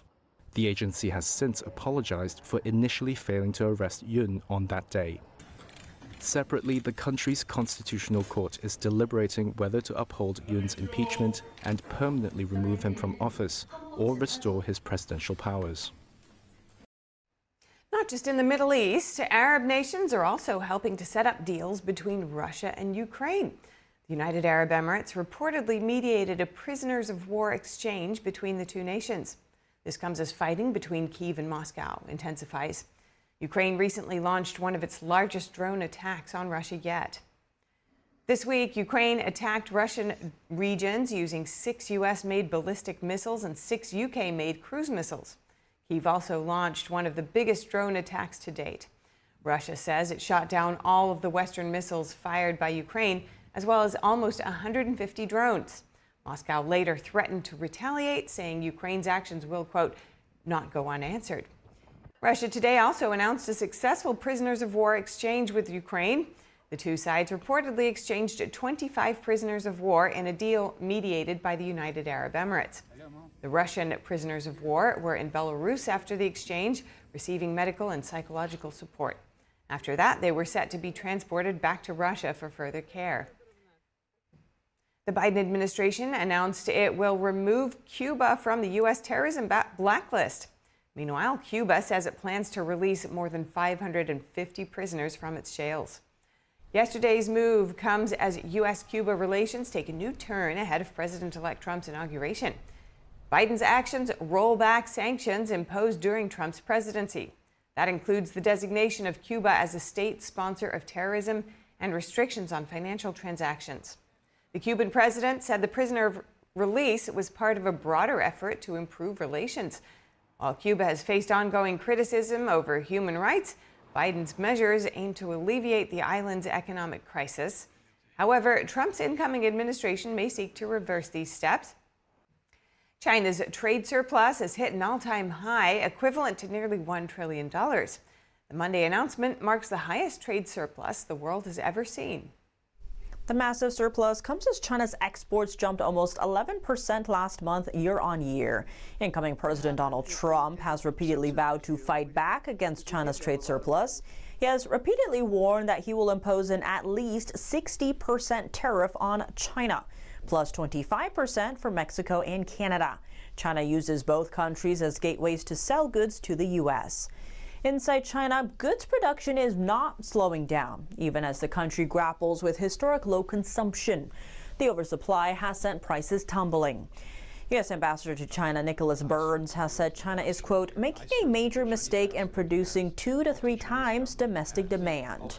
Since no one is buying inside China, Chinese companies are sending the goods elsewhere, flooding overseas markets with dirt cheap products. So cheap that many American manufacturers can't compete and are losing business. What's more, some Chinese goods reportedly pose national security concerns to the U.S. Devices from smartphone appliances to cars are accused of collecting data on customers and sending it back overseas. The situation has made trade tensions skyrocket between Beijing and Washington. Coming up, lawmakers grilling Trump's top picks for his next administration, days before President-elect assumes office. We review the answers of the Attorney General and Secretary of State nominees. Shen Performing Arts travels to Modesto, California to give audiences there a taste of traditional Chinese culture. We have reactions from theatergoers.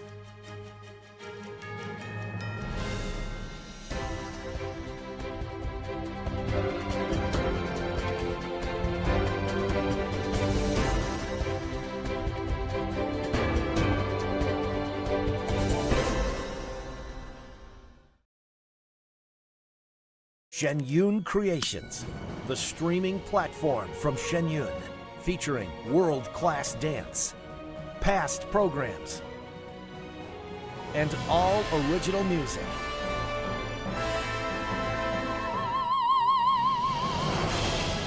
Masterclasses, behind the scenes, comedy, and more.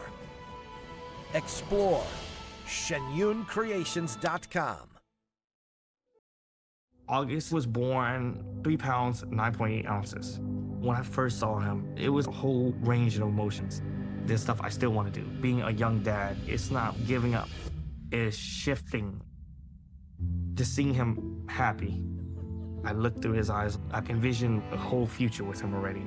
To throw the first football to him, give him ice cream for the first time. I'm happy because he's advancing in life. My life is now devoted to his life. If joint pain from aging is slowing you down, Omega XL can help you get back in the saddle, just like it did for John Walsh. Today I'm here at my ranch exercising some of my polo ponies. Got to be really fit to ride these horses. So as you get older, it gets tougher. I was starting to suffer some of that business, and then I ran into somebody who said, look, you should try Omega XL, and look what it's done. I feel better than I've felt in the last 30 years. I'm Reve Walsh. I'm John Walsh's wife. I ride fox hunters, and sometimes I'm in the saddle for 3-5 hours at a time. A lot of work out here. I wouldn't have been able to do this. Muck a stall, throw hay, do all the things that needs to be done on a ranch a couple years ago. But Omega XL gave me the ability to get back in the saddle. It works great. Once you try it, you don't want to be without it. Makes a huge difference. It does. Take it every single day, and you know, there's a benefit. It's made you a lot nicer to me. If you've been living with pain, it's time to get this special offer, the Omega XL, the joint health supplement that millions have trusted for more than 20 years. Omega XL, it's sourced from the green-lipped mussel, exclusively found in the pristine waters of New Zealand, some of the cleanest waters on Earth. Omega XL, it's natural, drug-free, and it's backed by more than 40 years of clinical research that show it really works. Try Omega XL today. Pick up your phone and call the number at the bottom of your screen right now for a special offer. Buy one, get 2 free. 2 bottles of Omega XL plus Vitamin XL D3, a value of more than $100. But call today and you pay only $39.95. That's a savings of more than 60%. Plus, it's backed by our 60-day money-back guarantee. Try it. You got nothing to lose. Call or go online right now to get this special offer. 2 bottles of Omega XL plus Vitamin XL D3 for only $39.95. Call now.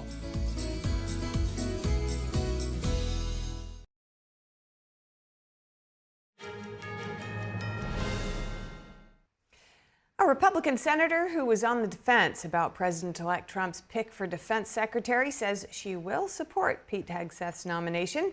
Senator Joni Ernst announced her support following the Hegseth confirmation hearing in front of a Senate panel on Capitol Hill yesterday.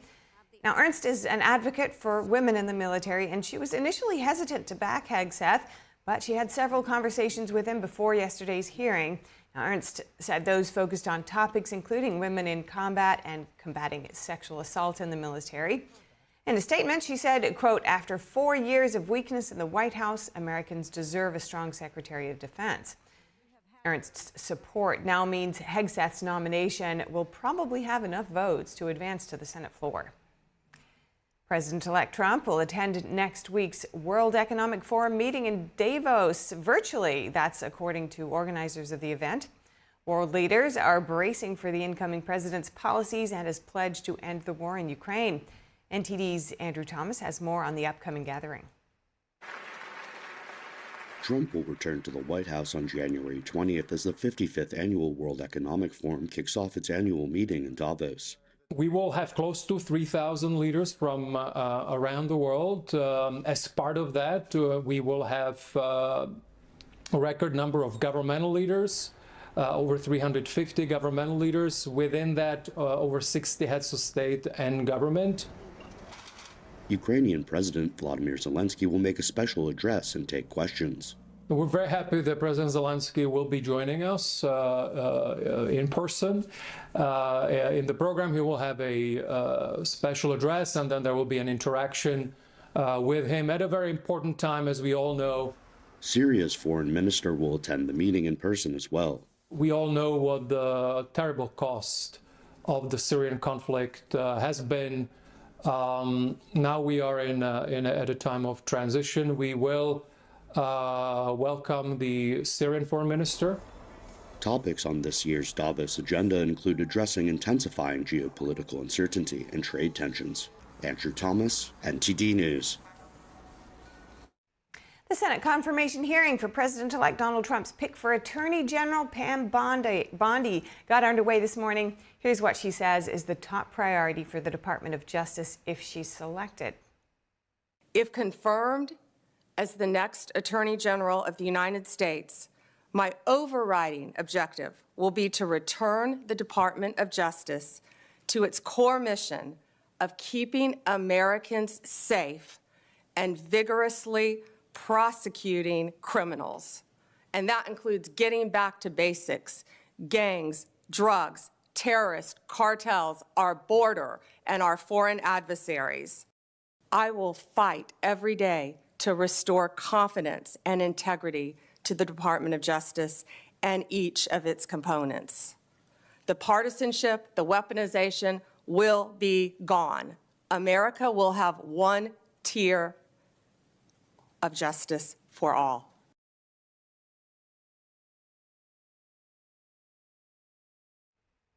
Senator Marco Rubio, President-elect Trump's pick for Secretary of State, says voters want a strong America and security and prosperity here at home in his nomination hearing this morning. President Trump returns to office with an unmistakable mandate from the voters. They want a strong America engaged in the world, but guided by a clear objective to promote peace abroad and security and prosperity here at home. That is the promise that President Trump was elected to keep. And if I am confirmed, keeping that promise will be the core mission of the United States Department of State.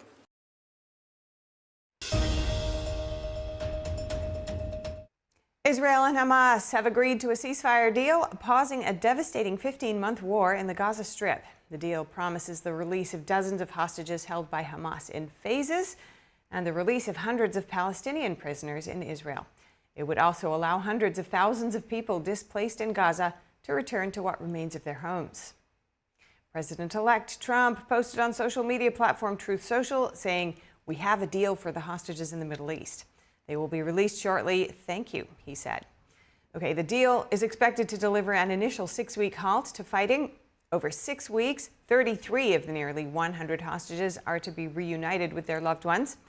Qatar and Hamas confirmed that a deal had been reached, while Israel hasn't yet commented.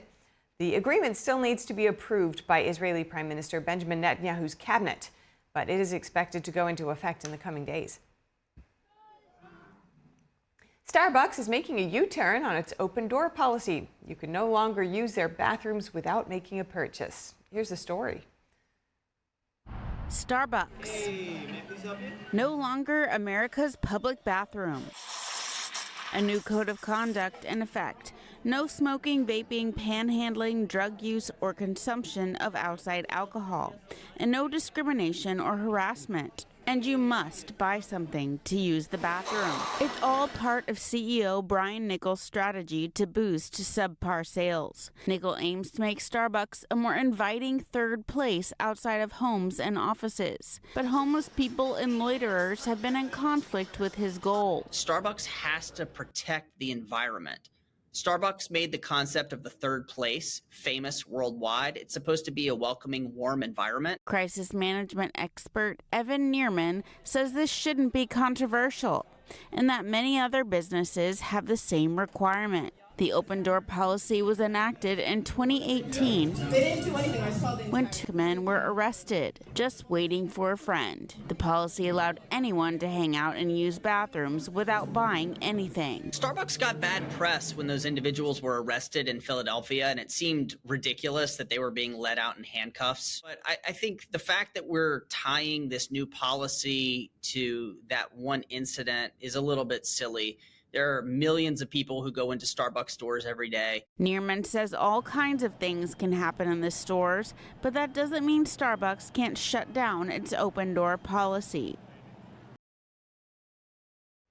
Shen Yun Performing Arts is making its way through the West Coast, stopping in Modesto, California to give audiences there a glimpse into traditional Chinese culture. NTD is a media sponsor of Shen Yun and was there to hear what some audience members had to say after the show. Audience members such as singer Gregory Pyatt enjoyed Shen Yun Performing Arts from January 7th to 8th in Modesto, California. The experience includes myths, legends, as well as traditional bel canto singing. Without a doubt, very precise, pristine, wonderful voice. No doubt about it. The singing from the soloist, the soprano, was very good. I love the piano playing. It was beautiful. I loved every minute. I loved the glamour of it, the beautiful costumes and the sparkles and all the phenomenal dancing. Oh, unbelievable. I mean, the stage, the costumes, you can just tell the dancers are so well trained and they are so disciplined, how they can just perform everything just so in sync. The nonprofit company aims to revive genuine culture from 5,000 years of heritage. I think it's a wonderful cause, and I think that these people here are a tradition personified. You know, they've done stuff that these Chinese dances are it's just phenomenal, really. It's a glimpse into a culture that I've never been exposed to. It was impressive. It was joyful. Much joy. I can see how modern dance has evolved from that and learned from it. It's amazing that it's such an ancient dance form. Very nice story about enlightenment, peace coming to your soul and peace coming to your community. The New York-based Shen Yun was founded in 2006 by elite Chinese artists who had fled the persecution of the Communist Party. The fact that they can't do this performance in China, and that's shocking to me. This is a wonderful show that everyone should see. I hope that they can sometime. I looked at my wife and I said, I wish we would have brought our daughter to this one, but she is going to the next one, I guarantee you. Take the time. Go see it. You won't be disappointed. You really won't. NTD News, California. Senate committees today holding confirmation hearings of several President-elect Trump's picks for his next administration. Two of the highest profile hearings today are for former Florida Attorney General Pam Bondi, who's been tapped for U.S. Attorney General, and Senator Marco Rubio of Florida, who's been tapped to be the next Secretary of State. Next, we'll hear from national political reporter with the Epoch Times, Nathan Worcester. Good to have you with us. What were some of the highlights of Bondi's hearing? Well, Bondi's hearing was perhaps the more explosive of the two, although I will say there have been some strong indications of support. Perhaps she's a less controversial nominee than Pete Hegseth, for example, yesterday, who also appears to have a great deal of support. There were some interesting exchanges focused on accusations that Kash Patel, the prospective FBI nominee, could have an enemies list. This was an accusation leveled, and Bondi responded that there was no way that there would be an enemies list in the Department of Justice. There were also some exchanges really focused on Trump and some of the things that he said on the campaign trail, for example, talking about the need to address what he sees as the weaponization of justice.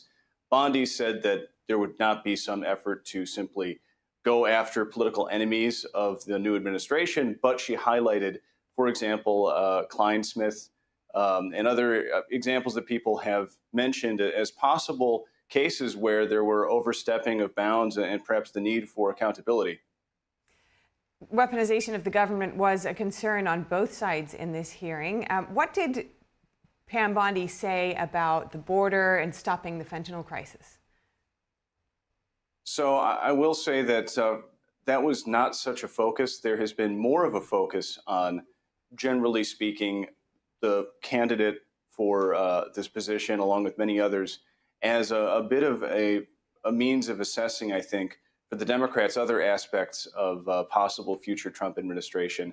And there were some exchanges that were more specific to her, for example, on the FACE Act, which has been focused mainly on prosecutions of pro-life activists protesting outside of abortion clinics. She said, in response to questioning from Amy Klobuchar, that she would continue to enforce it, but that it was something that could also be enforced in the case of, for example, protesters against crisis pregnancy centers and similar organizations organized by pro-life groups. Now, turning to Marco Rubio's confirmation, what were the key concerns raised there?